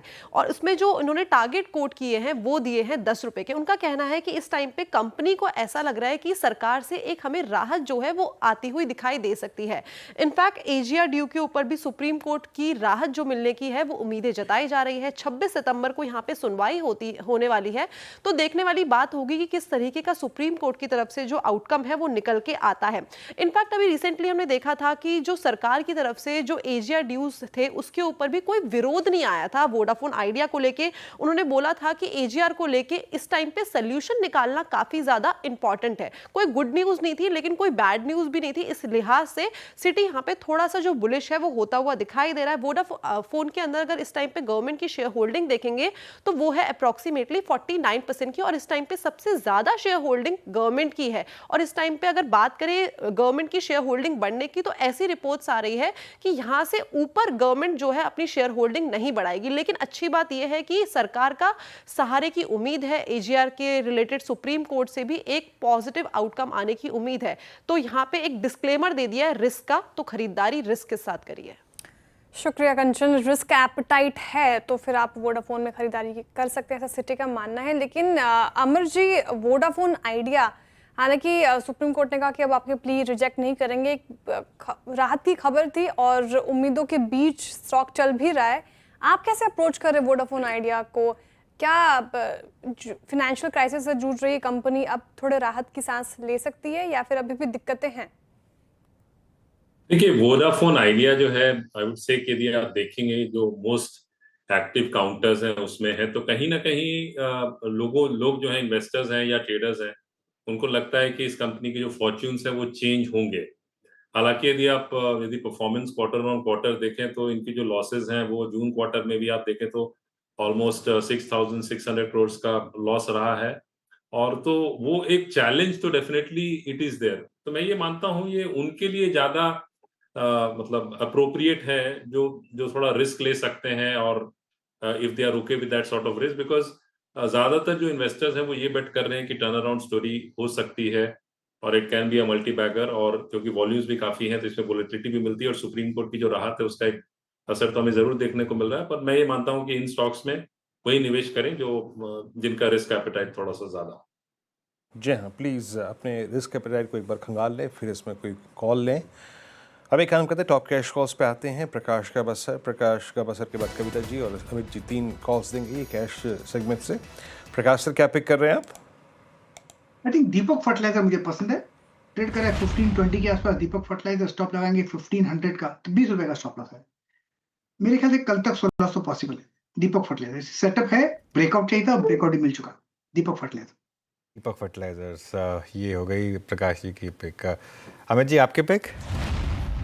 जी अनु जी, मैं एनएलसी इंडिया के साथ जाऊंगा। यहाँ पे अगर हम देखें तो एक पुल बैक के बाद 10 डेमा पुल बैक के बाद एक स्विंग मूव हम यहाँ पे देख रहे हैं। वॉल्यूम्स भी काफी हाई हैं आज के सत्र में, और इनफैक्ट एक 270 का रेजिस्टेंस स्टॉक ने भी अपने चार्ट्स पे क्रॉस किया है। यहाँ पे ऑलरेडी एक हायर लो बन चुका है, थोड़ा सा ट्रेंडिंग हो गया काउंटर। 273 का प्राइस है। स्टॉप लॉस यहाँ रहेगा 267 का, और टारगेट्स रहेंगे 285 के। ओके, एनएलसी इंडिया 3.5% अप आज के सेशन में, डेज हाई पर अमित जी की पिक होगी। कविता जी, आप बताइए आपने क्या चुना है कैश कॉल के लिए? श्रेया, ये एक शॉर्ट टर्म ट्रेडिंग कॉल होगा। यूटीआई एएमसी ने अपने पिछले 2 वीक का जो हाई था उसे सरपास करके निकला है। आज का दिन मुझे लगता है कूल ऑफ डे है। सो अंटिल ये काउंटर 1360 के लेवल के ऊपर है, यहाँ पर एक बाय अपॉर्चुनिटी देखना चाहिए। फॉर सर्टेन डेज पर्सपेक्टिव, 1 और 2 डेज पर्सपेक्टिव अगर देखते हैं तो 1420, 1440 के टारगेट्स आने चाहिए। वंस ये लेवल सरपास होते हैं तो काउंटर 1600 तक के लेवल की तरफ बढ़ता हुआ दिख सकता है। एंड एज अ डिस्क्लेमर, ये कॉल हमने हमारी क्लाइंट्स के साथ भी शेयर किया है। जी, यूटीआई एएमसी। चलिए, तो यहाँ पे 3 ट्रेड्स पूरे हो गए। अब देखिए रिवर्सल वाले ट्रेड्स कौन कौन से हैं। एक तो थी एक्यूट स्ट्रेंथ, हमने पीएसयूज का जिक्र किया। अभी मैंने आपको जिक्र किया था एमसीएक्स का। लुक एट एमसीएक्स नाउ 8040 10 डेमा से रिवर्सल लिया था। दूसरा आप लेके आइए रिवर्सल ट्रेड जो पिछले 3-4 दिन में काफ़ी हॉट रहे थे, उसमें लेके आइए लॉरस में कल एक बड़ी शार्प नेगेटिव कैंडल क्रिएट हुई थी, रेड कैंडल क्रिएट हुई थी। 10 डेमा को टेस्ट किया, आज का ओपनिंग पॉइंट था 20 डेमा, और वहाँ से फिर शूट अप करता हुआ फिर बहुत क्लियरली निकल रहा है। अमित जी, एक कूलिंग ऑफ रिक्वायर्ड थी, मतलब ओवर हिटेड था, इंडिकेटर्स ओवरबॉट थे, कूलिंग ऑफ हुई, फिर रिएक्शन बहुत स्ट्रॉन्ग देता हुआ। अब आपका व्यू क्या है इसमें? क्या री एंट्री करनी चाहिए क्या लॉरस में? जी वीरेंद्र जी, काफी स्ट्रॉन्ग काउंटर और एक लंबे समय से 20 डेमा रिस्पेक्ट कर रहा है। इस ट्रेंड में हमने देखा कि अक्सर जब ये स्टॉक 20 डेमा टच करता है तो वहां पे एक डिमांड देखते हैं। सिमिलर पैटर्न्स हमने फिर से देखे हैं। जैसे कि आपने कहा कि कूलिंग ऑफ यहाँ पे मिली है और स्टॉक वापस 10 और 20 डेमा से बाउंस कर रहा है, तो in continuation of the trend यहाँ पे स्टॉप लॉस हम आज का डेज लो रखेंगे लगभग 891 रुपीज का, और प्रोबब्ली यहाँ पे 940 से 950 तक के टारगेट्स हम देख रहे हैं। ओके 940 से 950 तक के टारगेट एक्सपेक्टेड है। लॉरस लैब में निचले स्तरों से अच्छी रिकवरी, डीज हाई की तरफ बढ़ता हुआ 1% की तेजी के साथ कर रहा है कारोबार। और इस बीच हमारे साथ जुड़ रहे हैं प्रशांत सावंत जी। Prashant ji welcome back, good afternoon. बताइए इस वक्त की कॉल क्या हो गया आपके? जी गुड आफ्टरनून श्रेया। यहाँ पे LNT का पैटर्न मुझे काफी अच्छा लग रहा है। ऑलमोस्ट 20 डेमा रिटेस्ट हुआ है और एक अच्छे रेंज ब्रेकआउट के बाद उसी रेंज को रिटेस्ट कर रहा है। करीबन 3655-60 के बीच स्पॉट ट्रेड कर रहा है। यहाँ पे 3630 3630 स्टॉप लॉस लगाने की सलाह होगी। जो टारगेट में देख रहा हूँ वो करीबन 3725 3725। LNT ये हो गए प्रशांत जी के पिक। निचले स्तरों से यहाँ पे भी अच्छी रिकवरी, डेज हाई के आसपास कर रहा है कारोबार, खरीदारी के राइन स्तरों पर। अब बात करते हैं सोने चांदी की। सोने चांदी की क्या बात की जाए? MCX पर सोना चांदी रिकॉर्ड स्तरों पर है और सोना का भाव 1,13,000 तो चांदी 1,34,000 के पार निकल गया है। क्या कारण है सोने चांदी में इस तरीके के मूव के, वो समझते हैं मनीषा जी से। मनीषा जी बताइए क्या खरीदे, सोने या चांदी? वेल आपको हर समय पर दोनों ही लेते रहना चाहिए, धीरे धीरे ही सही, लेकिन ये आपके पोर्टफोलियो में होना ज़रूर चाहिए, जो भी आपकी रिस्क एपेटाइट है उसके लिहाज से। लेकिन सोने चांदी ने एक बात तो बहुत क्लियर की है कि उन्हें सेफ हेवन क्यों कहा जाता है। ऐसे समय में जब जियोपॉलिटिकल टेंशंस भी हैं, टैरिफ कंसर्न्स हैं, ऐसे समय में जब बाकी आसक क्लासेस थोड़ा सा डगमगाए हैं, सोने और चांदी ने आपको विदाउट प्रॉफिट टेकिंग एक तरफा यहाँ पर तेज़ी दिखाई है। इस साल की जैसे आपने कहा बात की जाए तो हम फिलहाल 45% की तेजी सोने में एंड 53% के गेन्स यहां पर चांदी में इस साल में अब तक देख चुके हैं। और जी हां, 1,35,000 रुपए प्रति किलो की चांदी है, जो कि बाजार मानता है कि ये साल खत्म होते होते शायद आप 8 से 10,000 की बढ़त यहां पर और देख पाएंगे। जहां तक सोने की बात है, यहां पर भी वन वे स्ट्रीट यहां पर नजर आई है। कुछ कंसोलिडेशन हमने यहां पर अप्रैल और अगस्त के बीच में जरूर आता हुआ देखा था, लेकिन अगर सितंबर की बात की जाए तो वन वे रोड यहां पर भी बना है। ऑल टाइम हाइज यहां पर इंटरनेशनल मार्केट्स में, यूरो में, ऑस्ट्रेलियन डॉलर में एंड इंडियन रुपी में हमने बनते हुए देखे हैं। सेंट्रल बैंक बाइंग जोरदार है, ETF में खरीदारी अच्छी खासी है। और अगर आप स्पेकुलेटिव ट्रेड्स यहां पर देखें, जहां पर लोग पेपर पे ट्रेड करते हैं, हर हल्के से पुल बैक में यहां पर और बाइंग आ जाती है, यानी कि लोग अभी भी साइड लाइंस में खड़े हैं और हल्की सी मुनाफा वसूली उनके लिए काफ़ी है यहां पर फिर से आने के लिए। सेलर्स बहुत कम हैं और बायर्स अभी भी ज़्यादा, जहां तक सोने और चांदी की बात है। और इस साल के अंत तक और बढ़त देखने को मिल सकती है, ऐसा ग्लोबल बैंक्स एंड ब्रोकरेजेस अपनी फोरकास्ट में मानते हैं। $3,800 अनाउंस शायद इसी महीने आ सकता है। $4,000 अनाउंस यहां पर इस साल के अंत तक। Citi, Bank of America, Goldman सैक्स, इन सब का मानना है कि उस तरह की तेजी यहां पर अभी बाकी है। गोल्ड, सिल्वर, मनीषा जी आपने आभूषण इतने महंगे कर दिए हैं कि पूछिए मत। मैं कहा था ना आपको Z+ सिक्योरिटी देनी पड़ेगी अब आपको दफ्तर तक आने के लिए। और ये देखिए टाइटन इसका भुगतान कर रहा है। टाइटन एट 3445 डे लो पर, और टाइटन पहली बार इस दौर में 200 डे। वैसे मनीषा जी बहुत बहुत शुक्रिया आपका इस पूरी बातचीत के लिए, गोल्ड का पूरा अपडेट देने के लिए। ये मैं अमर जी आपसे यही पूछना चाहता हूँ, आई मीन लास्ट टाइम भी जब हमारी मैनेजमेंट से बातचीत हो रही थी वो इस बात को लेकर कंसर्न थे कि एट 1.1 यानी करीब 1,10,000-1,15,000 के बीच में आभूषण खरीदना उतना आसान नहीं होगा। नए प्रोडक्ट्स का इनोवेशन करना पड़ेगा, लोअर जिसे कहते हैं ना कैरेट्स में। आपकी राय क्या है? 3445 पे आपका आउटलुक क्या रहेगा इस वक्त टाइटन पे बिलो 200 डेमा?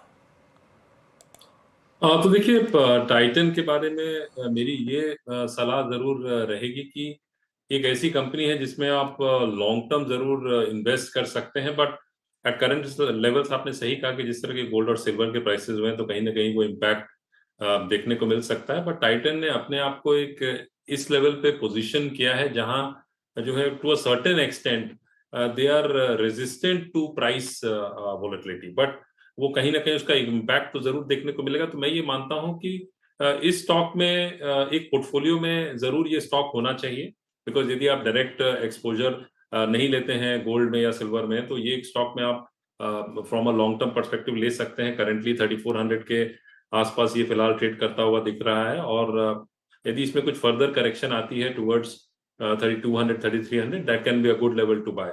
और इसमें एक्यूमुलेशन भी आप कर सकते हैं from a long term perspective. मैं ये मानता हूं कि on any significant correction, this is a stock you should have in your portfolio, or it can ये है कि you'll get steady returns. You should not expect too much in excess. So 15-20% returns आपको CAGR इसमें फिर भी मिल सकता है अगले 2-3 सालों में. ओके, टाइटन पसंदीदा स्टॉक लग रहा है अमर जी को, और आभूषण खरीदने पर इतना जोर वीरू जी ने दिया है, काफ़ी ज़्यादा आभूषण विश लिस्ट भी कर रहे होंगे, काफ़ी ज़्यादा फेस्टिवल्स आ रहे हैं, तो गिफ्टिंग की तैयारी हो चुकी लग रहा है मुझे. चलिए अब आगे बढ़ते हैं. और गिफ्टिंग और आभूषण, अरे श्रेया क्या बात कर 1,15,000 का जो सोना है, गिफ्टिंग ना बाबा ना. बट ऑन सीरियस नोट, मेरे मित्रगण कुछ हैं इस बिजनेस में और कह रहे थे यार वॉल्यूम्स ड्राई हैं. आई मीन यकीनन ज्वेलरी महंगी है श्रेया इस वक्त. डिमांड तो सर आ गए होंगे, विश लिस्ट में काफ़ी होंगे, आपके भी विश लिस्ट क्यों ना. देखिए, हर सवाल का जवाब देना ज़रूरी नहीं होता, और कुछ सवालों के जवाब मैं देना नहीं चाहता तो इसके लिए. लेकिन देखिए, मेरा ये मानना है कि गोल्ड आपको हमेशा से मैं पॉजिटिव रहा हूँ गोल्ड में. मैं आज नहीं कह रहा हूँ कि आज गोल्ड 1,14,000 हो गया, आज तो फैंसी है बोलना. मैं तो गोल्ड के बारे में तब से बोल रहा हूँ जब गोल्ड 8,000 था या 10,000 था. वो 8,000 10,000 लोगों को महंगा लगता था, आज 1,14,000 है. ये 1,14,000 पे आज लोगों को महंगा लग रहा है. 3 लाख पे लोग कहेंगे कि काश 1 लाख पे लिया होता. ये एक मूविंग साइकिल है, एक मूविंग साइकिल है. ये हमेशा ऐसे ही चलता रहेगा.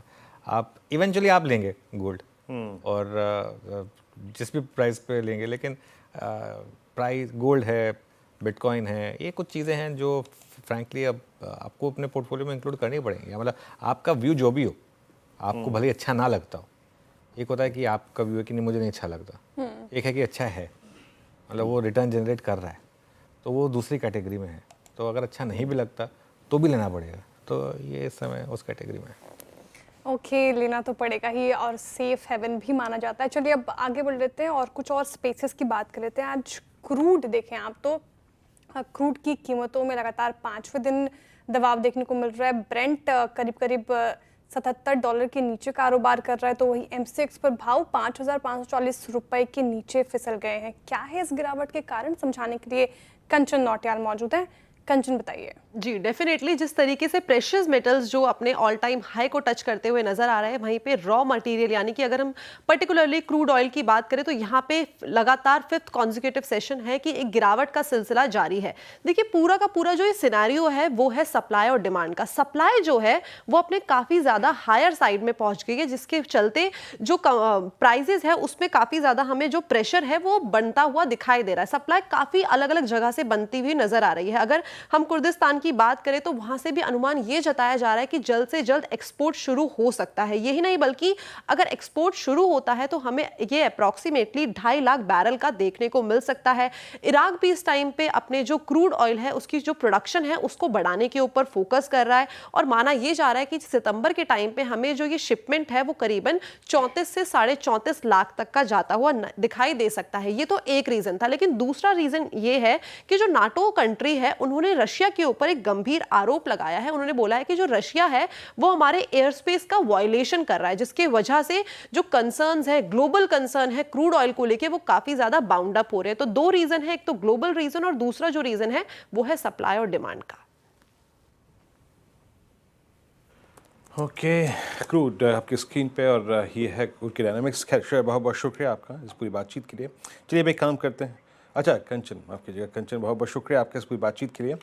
अब आते हैं थोड़ा सा एक बार ट्रजेक्ट्री को देख लेते हैं. जो क्लोजिंग की ट्रजेक्ट्री हमारी, इट्स 25202 और बैंक निफ्टी 55,550. तो मोर और लेस अब शायद हम ऑप्शन राइटर्स जो हैं वो एक सेंस कर चुके हैं कि ये एक्सपायरी कहाँ होगी. बट अनुज, मुझे एक चीज़ शायद मैं आपसे कुछ देर पहले बात करना भी चाह रहा था. ये एक्सिस बैंक को हुआ क्या है? मैं इसके रोज़ के रोज़ डेटा देख कर, रोज़ शाम को जब स्टैट्स देखता हूँ, स्पॉटलाइट भी था ये, मतलब हम तो पीएसयू की गाथा कर रहे हैं, लेकिन इसने पीएसयू को भी काफ़ी पीछे छोड़ दिया इस बार का मूव.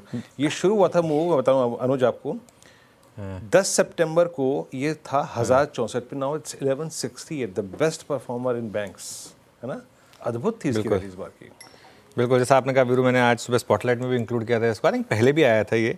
इसको बहुत लोग क्वासाई पीएसयू बैंक ही मानते हैं कि प्राइवेट बैंक, वैसे तो है प्राइवेट बैंक, लेकिन पिछले कुछ दिनों से इसमें एक अच्छा एक टेक्सचर बन रहा था, इस वजह से ये आया था स्पॉटलाइट में। आई थिंक देखिए आज एक्सिस और इंडसइंड दोनों चले हैं, दोनों में एक चीज़ कॉमन है, दोनों प्राइवेट बैंक्स में सबसे चीप स्टॉक्स हैं। रीज़न है इनके चीप होने के, लेकिन बाकी सारे स्टॉक्स जो हैं वो अपने ऑल टाइम हाई के करीब हैं। ये स्टॉक्स अपने ऑल टाइम हाई से दोनों काफ़ी दूर हैं, बहुत दूर हैं इनफैक्ट, और वैल्यूएशन कंफर्ट है। आई थिंक ये शायद स्ट्रीट को भा रहा है। प्लस एक सेंस ये बन रही है कि इस समय ज़्यादा स्टॉक्स वो चल रहे हैं जिनको मार्केट को एक्सपेक्टेशन है कि आगे जाकर एसेट क्वालिटी इंप्रूवमेंट होने का स्कोप है। देखिए एसेट क्वालिटी कहाँ इंप्रूव होगी, जहाँ पर एसेट क्वालिटी में इंप्रूवमेंट का स्कोप है। फॉर एग्जांपल HDFC बैंक और ICICI बैंक में एसेट क्वालिटी यहाँ से और इंप्रूव होने का स्कोप नहीं है। ऑलरेडी अगर आप इनके NPAs देखेंगे तो बहुत कम है, इससे और कम क्या होंगे। एक्सिस और इंडसइंड के केस में मार्केट को लग रहा है कि अगर इकोनॉमी सुधरेगी और सब कुछ होगा तो ये यहाँ पर एटलीस्ट वो स्कोप है। तो ये यही कारण है PSU बैंक्स भी चल रहे हैं, वैल्यूएशन कंफर्ट प्लस एक बुक संभलने का या फिर सुधरने का थोड़ा सा स्कोप। आई थिंक ये कॉम्बिनेशन की वजह से एक्सिस, इंडसइंड और PSU बैंक्स चल रहे हैं। जी, एक्सिस, इंडसइंड बैंक और PSU बैंक। एक्सिस बैंक आपकी स्क्रीन पे 1168, और ये जनाब पूरा सप्लाई जोन जो था ना जुलाई 2025 का, दरअसल इसमें जुलाई 25 में एक ब्रेकडाउन था जब इसने 50 डेमा को तोड़ा था, 100 डेमा को तोड़ा था, एक फ्लैग का फेलियर था। मानस आपकी बहुत संक्षेप में रीडिंग कहाँ जा रहा है? ये पूरी की पूरी वो 1160 की सप्लाई एब्जॉर्ब कर चुका है अब।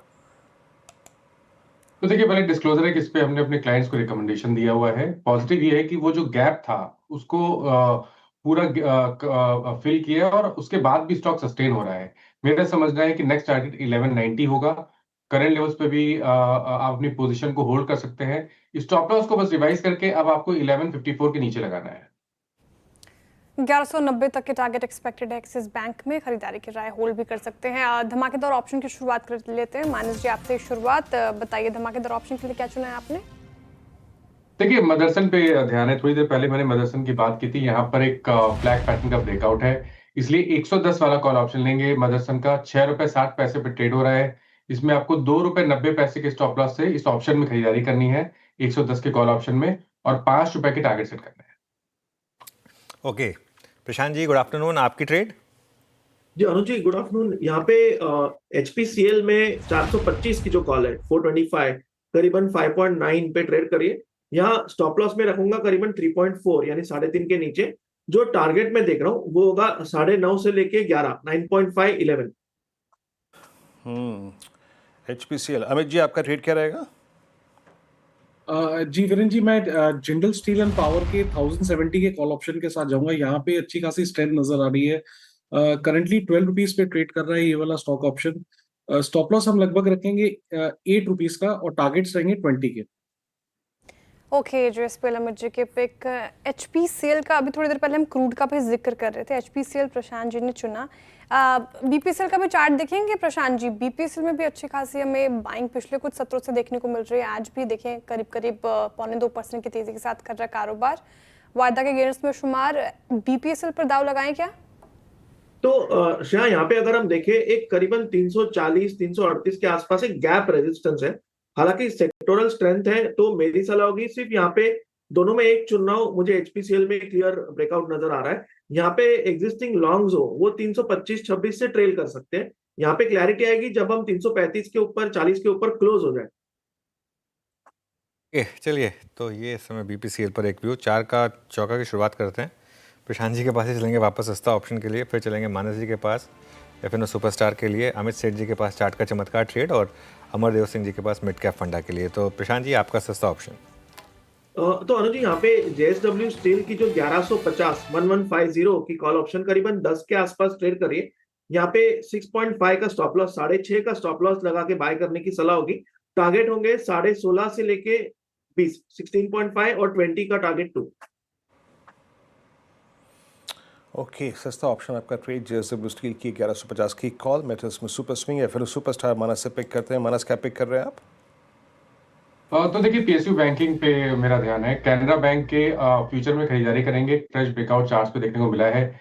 तो कैनरा बैंक का फ्यूचर 122 रुपए पे ट्रेड हो रहा है। 120 रुपए का स्टॉप लॉस लगाना है और 126 रुपए 126 के टारगेट सेट करने हैं। चाहे तो ऑप्शन ट्रेड ले लें। 120 वाला कॉल ऑप्शन 2 रुपए 90 पैसे के आसपास ट्रेड हो रहा है। 1 रुपए 90 पैसे का स्टॉप लॉस लगाना है और 5 रुपए के टारगेट सेट करने हैं।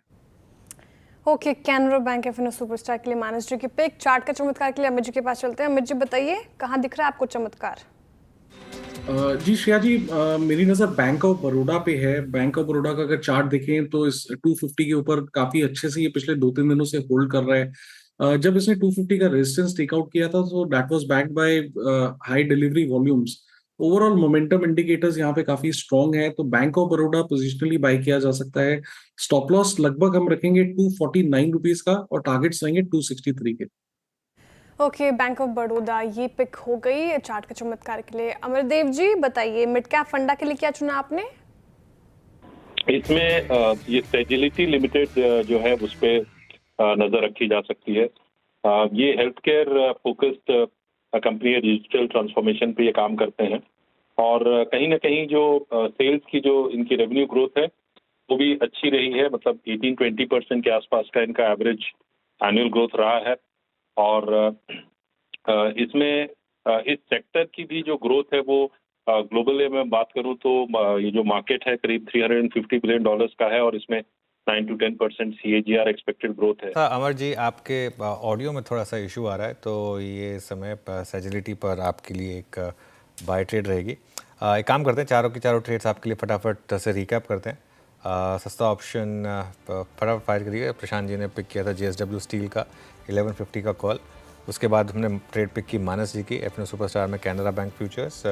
चार्ट का चमत्कार हमने अमित सेठ जी के साथ पिकअप किया बैंक ऑफ बड़ौदा और सेजिलिटी एक और पिक अभी के लिए। एक ब्रेक ले रहे हैं, इसके बाद कंप्लीट सर्कल के मैनेजिंग पार्टनर और CIO गुरमीत चड्ढा जुड़ेंगे हमारे साथ।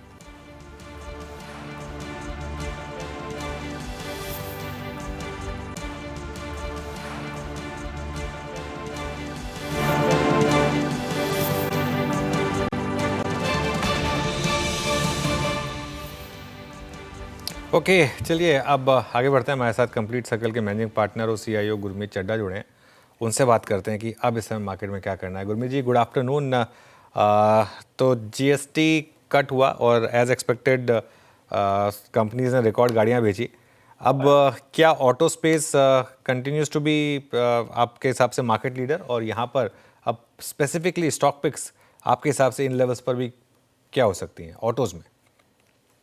तो अनुज, मैं पूरा मंथ का नंबर देखना चाहूंगा। हम ऑलरेडी ऑटो में ओवरवेट है, M&M है पोर्टफोलियो में, टाटा मोटर्स है, उनो विंडा है, संधार टेक्नोलॉजीज है, तो हम काफ़ी ऑटो पे ओवरवेट है। दूसरा, मुझे लगता है कि ऑटो नंबर सरप्राइज करेंगे अपसाइड पे। जो मेरा डीलर चेक किया है, हमारे 2-3 क्लाइंट्स हैं, काफ़ी बड़े डीलर्स हैं M&M के और हिंडाई के, तो हमें बहुत अच्छा फील आ रहा है। दूसरा, अगर आपने देखा होगा कि जो एग्रीकल्चर मिनिस्ट्री है, उन्होंने बोला है कि जो टारगेट है 171 मिलियन टन्स का, वो क्रॉस होगा इस बार गवर्नमेंट के जो गोल से। तो एग्रीकल्चर इकोनॉमी जोर से कम बैक करती हुई दिख रही है। मॉनसून अच्छा है, खरीफ क्रॉप अच्छा है, आगे फेस्टिव सीजन है।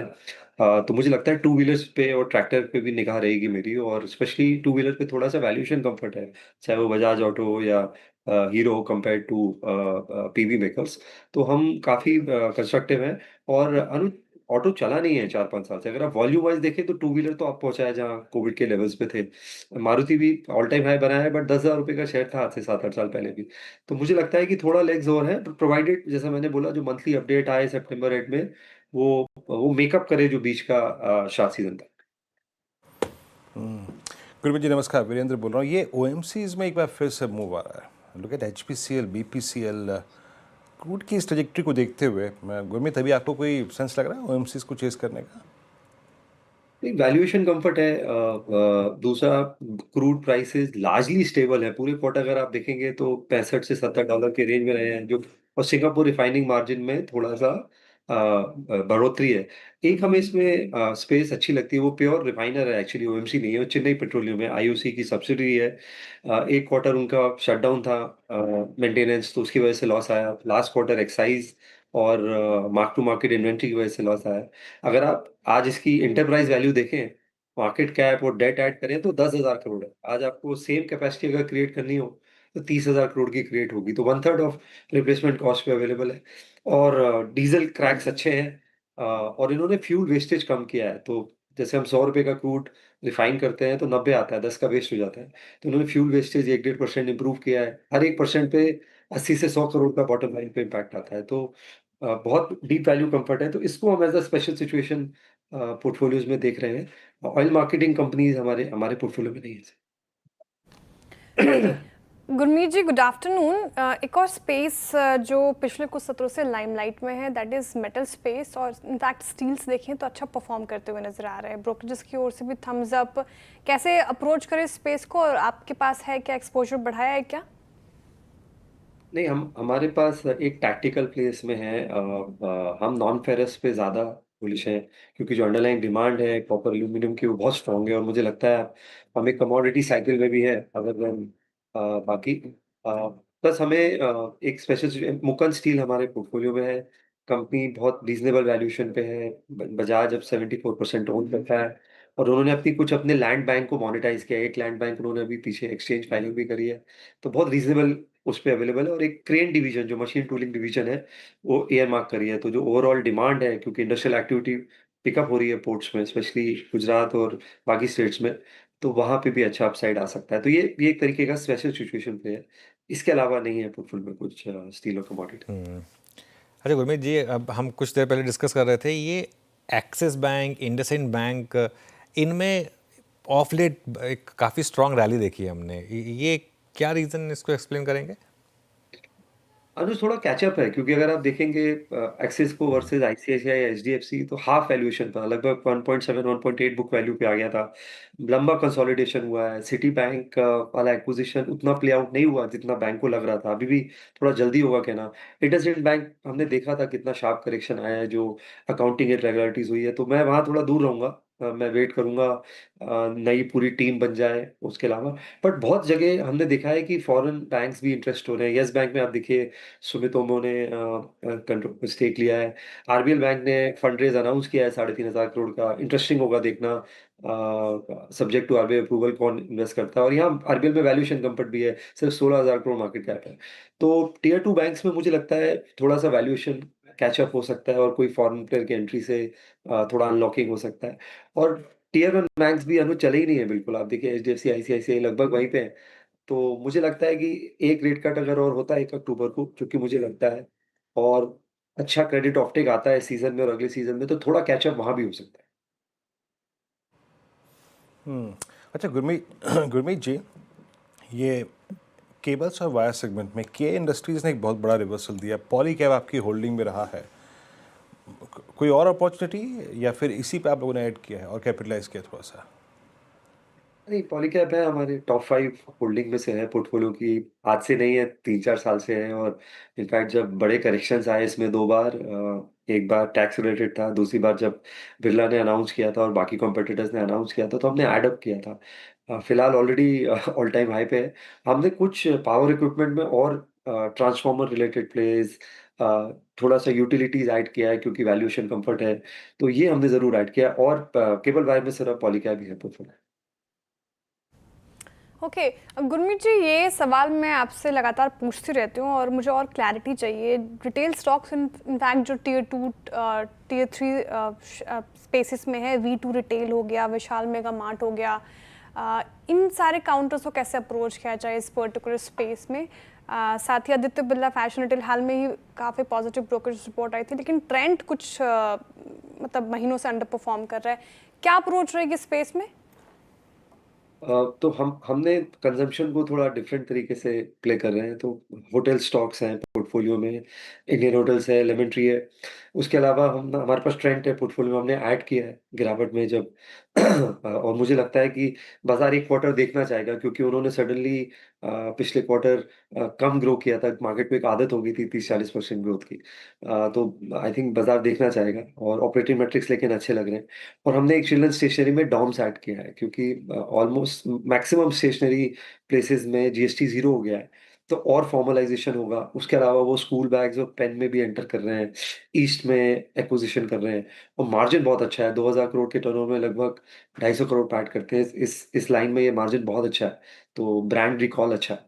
तो ये हमने कंजम्पशन पोर्टफोलियो में ऐड किया। अदर देन ऑब्वियसली ऑटो भी हमारा कंजम्पशन पोर्टफोलियो का पार्ट है। ओके, ये मार्केट की रैली अच्छी चल रही थी, लेकिन फिर वो H1B वीज़ा वाला जो इशू आया, उससे आईटी कोलैप्स हुआ। तो आईटी को आप कैसे देख रहे हैं यहाँ पर? क्योंकि एक व्यू ये है कि अब H1B पे इतनी डिपेंडेंस नहीं है, लेकिन दूसरा व्यू ये भी है कि ये एक इसको डायरेक्शनल मूव देखा जाए, आगे जाकर शायद और भी स्टेप्स आ सकते हैं। आपका पोजीशनिंग क्या होगी इस समय आईटी पर?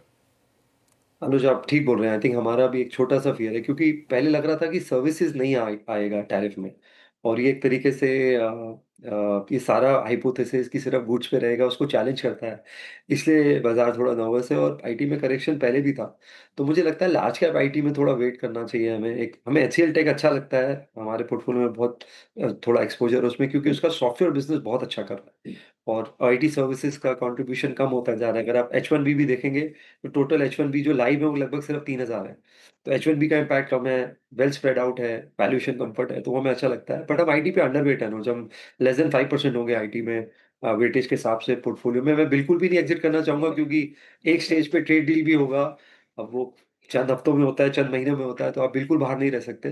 बट ये स्पेस अभी अवॉइड करना चाहिए, क्योंकि आपके बियॉन्ड नहीं हो, प्लस नंबर्स अच्छे नहीं आ रहे हैं। या तो क्वार्टरली नंबर्स अच्छे हो, गाइडेंस अच्छा हो, तो आप टैक्टिकली प्ले कर सकते हैं। तो मेरा सजेशन यही रहेगा कि थोड़ा कुछ टाइम के लिए, बाकी बहुत पॉकेट्स हैं कंजम्पशन रिलेटेड, फाइनेंशियल्स में और पावर एनर्जी में, जहाँ जहाँ आप प्ले कर सकते हैं।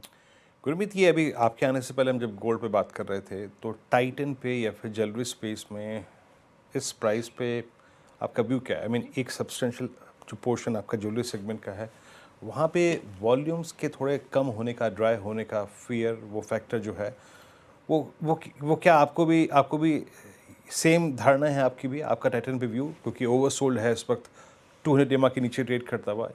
इन स्टॉक्स पे आपका व्यू क्या है इस वक्त?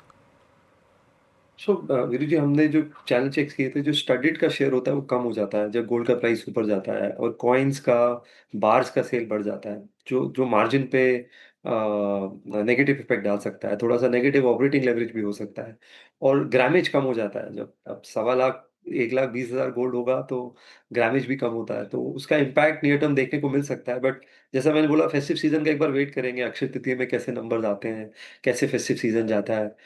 बट हम इसको गोल्ड बेस्ड एनबीएफसीज के थ्रू प्ले कर रहे हैं। हमारे पास मुतूत है पोर्टफोलियो में, कॉस्ट ऑफ फंड नीचे आया है, क्रेडिट कॉस्ट एकदम कम हो जाता है, और यील्ड्स बना हुआ है उनका, अच्छे स्प्रेड्स हैं वीज़ वीज़ बैंक्स। और बैंक भी स्पेस में एग्रेसिव हो रहा है, गोल्ड लोन एसबीआई बहुत एग्रेसिव हो गया है गोल्ड लोन स्पेस में। तो हम for the timing jewellery space जो है अवॉइड कर रहे हैं, क्योंकि और वैल्यूएशन कंफर्ट नहीं है टाइटन में, बावजूद इसके कि 2-3 साल से कुछ खास रिटर्न नहीं है। ओके, ज्वेलरी स्पेसेस स्टॉक्स आप थोड़ा अवॉइड करें। गुरमीत जी, एनर्जी स्टॉक्स पे पूछूं तो इनफैक्ट रेगुलेटेड यूटिलिटीज़ पर आप देखें तो फोकस ब्रोकरेज का भी थोड़ा ज़्यादा है, और एनएचपीसी एनटीपीसी जैसे स्टॉक्स पिछले कुछ सत्रों से चले भी हैं। इस स्पेस को कैसे प्ले कर रहे हैं आप? यहाँ पर क्या रहेगा आपका टेक? तो हमारे पास यूटिलिटीज भी है, जैसे टाटा पावर, एनटीपीसी हमारे इन्वेस्टमेंट यूनिवर्स में है। हम जैसे मैंने बोला, पावर इक्विपमेंट को लेके ज़्यादा बुलिश है। पोर्टफोलियो में सीजी पावर है, हमारे पास पॉलीकैब है केबल्स एंड वायर्स में, एक ट्रांसफॉर्मर कंपनी है जो रेलवे को ज़्यादा सप्लाई करती है, हिंद रेक्टिफायर। अभी उन्होंने एक फ्रांस में एक्विजिशन भी किया है सिर्फ 1 बिलियन यूरो का, जिससे उनका रोबोटिक्स और इलेक्ट्रिकल सिस्टम्स में पोर्टफोलियो और स्ट्रांग हो जाता है, प्लस यूरोप पूरा मार्केट मिलता है। तो हम ओवरऑल एज आई सेड, यहाँ पे वैल्यूएशन कंफर्ट भी है, और स्ट्रक्चरली आप देखेंगे, ऑर्डर बुक देखेंगे, डिमांड देखेंगे, गवर्नमेंट का फोकस देखेंगे, पेलाई देखेंगे, एवरीथिंग इज इन प्लेस। हम बेस्ट में भी कुछ देखना चाह रहे हैं बैटरी एनर्जी एंड स्टोरेज में, बट वहाँ भी वैल्यूएशन कंफर्ट नहीं मिल रहा है। बट अगर कुछ ऐड करेंगे तो डेफिनेटली आपसे शेयर करेंगे। चलिए गुरमीत, बहुत बहुत शुक्रिया, आप इस आज कार्यक्रम में शामिल हुए, सभी सेक्टर्स पर अपनी राय रखी आपने, बहुत बहुत शुक्रिया। निफ्टी H25166, कुछ देर में मैं रणनीति पे आता हूँ। और अगर आप इस ट्रजेक्ट्री को देखें तो डे लो से एक अच्छा रिवर्सल था निफ्टी में, और निफ्टी बैंक में ज़्यादा अच्छा रिवर्सल था, और निफ्टी आईटी जिस ट्रजेक्ट्री में क्लोज हो रहा है वो आज 3/4% नीचे 35,235, यानी ऑलमोस्ट हम कल के लोज के पास क्लोज होते हुए। डेटा साहब बताइएगा मेरे को जब हम इंडिसेस के अप्रोच पे आएंगे और बात करेंगे उस पर। ओके, चलिए चलते हैं। अनुज, ये प्राइस आपकी स्क्रीन पे 25,165 और बैंक निफ्टी 55,500, कैसे रीड करें इस क्लोजिंग को? Impression of I think expiry और कल के लिए आउटलुक। अनुज बिल्कुल, देखिए वीरू, डिपेंड करता है आप किस तरीके के ट्रेडर हैं। अगर तो आप BTST या स्विंग ट्रेडर हैं तो अभी भी न्यूट्रली रहना है, क्योंकि आज ऑल सड एंड डन निफ्टी ने फिर लोअर हाई बनाया है, थर्ड डे हो गया लगातार। लेकिन अगर आप एक पोजिशनल ट्रेडर हैं तो जो सुबह मेरा व्यू था कि 10 और 20 डेमा के बीच का जोन एक बाय का जोन है, ये बाय का जोन है। एंड इन दैट केस आप बैंक निफ्टी को प्रेफर करिए, क्योंकि देखिए बैंक निफ्टी में आज भी एक बहुत शानदार मूव है। तो अगर आप थोड़ा सा रिस्क ले सकते हैं और अगर आपको लॉन्ग कैरी करना है तो आप बैंक निफ्टी में कैरी करें, मेरे ख्याल से वो रिलेटिवली बेटर प्लेस्ड है। चलिए अब यतिन के पास चलते हैं, डीलिंग रूम फीडबैक ले लेते हैं। Yatin, good afternoon. Good afternoon. और देखिए आज जिस तरीके से बैंक्स में मोमेंटम है, पीएसयू बैंक्स के बाद अब प्राइवेट बैंक्स में ट्रैक्शन आ रहा है। एक्सिस बैंक पिछले 4-5 दिनों में ही 10-11% का मूव दे चुका है, और अब कोटक महिंद्रा बैंक का ये काउंटर है जो डीलर्स को पसंद आ रहा है, और उनको लगता है काउंटर में 30 से 50 रुपये की तेजी संभव है, और इसीलिए यहाँ एक BTST का ट्रेड भी वो ले रहे हैं। उनको लगता है कि जो डोमेस्टिक म्यूचुअल फंड बाइंग है प्राइवेट बैंक्स में, उससे शायद यहाँ भी मोमेंटम बना रहे। इसके अलावा टेक महिंद्रा ये काउंटर है जो वीक हो गया है और काफ़ी FI सेलिंग है, और डीलर्स को लगता है कि यहाँ से भी फर्दर डाउनसाइड रह सकता है। तो टेक महिंद्रा एक काउंटर है जहाँ डीलर्स STBT की सलाह दे रहे हैं 1420-1450 तक के लक्ष्य के लिए। ओके, शुक्रिया यतिन जी। टेक महिंद्रा पे STBT की सलाह और कोटक महिंद्रा पे BTST की सलाह, और शानदार मोमेंटम कोटक महिंद्रा में हमें देखने को मिल रहा है। चलिए अब इसी के साथ STBT और BTST की ट्रेड्स की शुरुआत करते हैं। प्रशांत जी, शुरुआत आपसे बताइए, क्या चुना है आपने, STBT या BTST? तो श्रेया, यहाँ पे Ashok Leyland closing eight highest point of the day almost 144 पे ट्रेड कर रहा है। यहाँ 140 के आसपास स्टॉप लॉस रखने की सलाह होगी, और टारगेट्स होंगे 150 से लेके 152, 150, 152। ओके चलिए, तो ये इस समय अशोक लेलैंड पर BTST ट्रेड हो गई। गावा सर, आप क्या पिक कर रहे हैं? मेरा बैंकिंग क्षेत्र से रहेगा, वो है AU बैंक।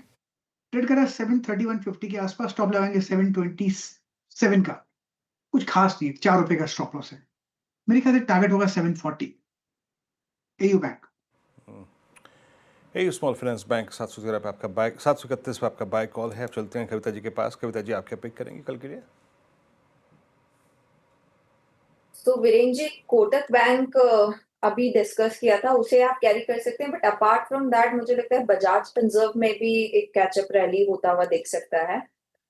2090 के लेवल पर एज ऑफ नाउ है। For the price move of 2100, 2140 one can go long on Bajaj Finserv. Stop loss maintain करना चाहिए 2070 का। एंड एज अ डिस्क्लेमर, ये कॉल हमने हमारे क्लाइंट्स के साथ शेयर की। ओके, बजाज फिनसर्व कविता जी की कॉल। अमित जी, आप बताइए क्या कैरी करेंगे कल के लिए? जी श्रेया जी, मैं बजाज फाइनेंस लेके जाऊंगा। Stock almost 52 week high hit कर रहा है। यहाँ पे कुछ 4-5 दिनों का एक नैरो पुल बैक आया था जिसने 10 एमए पे सपोर्ट लिया, और काफी स्ट्रॉन्ग है यहाँ पे मोमेंटम इंडिकेटर्स। इसे बाय करें 1014 का स्टॉप लॉस रहेगा, और टारगेट्स रहेंगे 1045 के। ओके, मानस जी बताइए, आप क्या पिक कर रहे हैं कल के लिए? तो देखिए HPCL में खरीदारी करके जाएंगे, क्योंकि यहाँ पर हायर टॉप्स हायर बॉटम्स के साथ एक फ्रेश ब्रेकआउट चार्ट्स पे है। तो HPCL के फ्यूचर में खरीदारी करेंगे 420 के स्टॉप लॉस से 435 रुपए, 435 तक के टारगेट्स पॉसिबल है। एक काम करते हैं, आज की मार्केट ब्रेथ समझते हैं, वीरू के पास चलते हैं और देखते हैं आज कैसी रही मार्केट ब्रेथ। वीरू, कैसा रहा आज का मोड़? ऐसा इवनली पॉइस था अनुज, बट ये कह सकता हूँ मैं कि जितनी ब्रेथ खराब थी टुवर्ड्स आई थिंक ओपनिंग, उतनी नहीं है। ये जो 56 आपको लॉन्ग्स दिखाई देंगे, वो ये PSUs जो हैं वो शायद थोड़ा बचा के लेगा, अदरवाइज शॉर्ट था। आज IT में शॉर्ट था, आज मिड कैप IT में शॉर्ट था, आज सीमेंट में शॉर्ट था, और कुछ इंश्योरेंस स्टॉक्स में शॉर्ट था आज, और FMCG में शॉर्ट था। लॉन्ग 56, 21 में शॉर्ट कवरिंग, शॉर्ट 108 और 29 में लॉन्ग अनवाइंडिंग, यानी प्रॉफिट्स कैश में कन्वर्ट हुए। आइए एक एक करके स्लाइड्स देखते हैं, और आपको जिसके मैं कह रहा हूँ कि सिक्योर करके ले गया banking. Vodafone idea, AU small finance, PNB housing finance इस दौर का सबसे महत्वपूर्ण, प्रभावशाली और शानदार रिवर्सल। और शॉर्ट कवरिंग थी आज MCX में, MCX डे हाई पे क्लोज हुआ। PFC, bank of India, JSPL, IndusInd bank. हालांकि याद रखिएगा अभी क्योंकि ये स्लाइड्स मात्र 5 स्टॉक्स की होती है, तो आपको नज़र नहीं आएगा कि बैंकिंग ने क्या किया, पर बैंकिंग ने बहुत अच्छा किया आज। Emphasis, Godrej consumer, 361, Indian hotels, trend, ये सब कोलैप्स हुए। ट्रेंड का तो खैर हाल ही काफ़ी बुरा था, काफ़ी शॉर्ट बिल्डअप हुआ यहाँ पे इस प्राइस पे। और सम्मान कैपिटल आज सिंक हुआ, कोफोर्ज, नायका, मैरिको, आइनॉक्स विंड सब में काफ़ी बड़ा क्रैक था। और जो बात मैं कह रहा हूँ कि किस प्रकार का मोमेंटम था बैंकों में, जस्ट आप देखिए एक बार जरा स्टेट बैंक ऑफ इंडिया। आज से लास्ट वीक ही इसने अपनी इस जर्नी को स्टार्ट किया था, और आज ये क्लोज हो रहा है जनाब 871 पे। और ये शुरू हुआ था मूव, मेरे ख्याल से तारीख थी 16 सितंबर की। It's 871 now, it's a bullish flag. और एक और बात याद रखिएगा, अगर ये SBI इस प्राइस पे क्लोज होता है तो तो अगस्त 24 के बाद ये अब तक का सबसे हाईएस्ट क्लोज होगा। और अमित जी, इसमें दिसंबर 2024 का स्विंग हाई ये काट गया, यानी टेक्निकली अब वही स्विंग पेंडिंग है जो है 3 जून का, यानी चुनाव के नतीजे 2024 में आने से पहले जो पहले का सेशन था और वो गैप अप हुआ था, वही हाई ड्यू बच गया यहाँ पर। आपका टेक क्या है एसबीआई पे? जी वीरेंद्र जी, जैसे कि कल भी रिकमेंड किया था, काफी स्ट्रॉन्ग ब्रेकआउट है and it is supported by very strong readings on RSI and ADX trends and indicators हैं। इसका नेक्स्ट लॉजिकल टारगेट लगभग 900 के आसपास बनता है। स्टॉप लॉस वीरेंद्र जी यहाँ रखेंगे लगभग 860 का। यहाँ पे एक डिस्क्लेमर है कि एसबीआई हमारी बाय कॉल 825 से चल रही है क्लाइंट्स के साथ। ओके, चलिए, तो ये इस समय एक एसबीआई पर व्यू होगा। अच्छा वीरू, एक इंटरेस्टिंग चीज़ बताऊं आपको। मैं अभी एक ट्वीट पढ़ रहा हूं। कर्नाटक के सीएम ने विप्रो के फाउंडर जो हैं अजीम प्रेम जी, उन्हें एक रिक्वेस्ट भेजी। आप गेस करिए वो रिक्वेस्ट क्या होगी।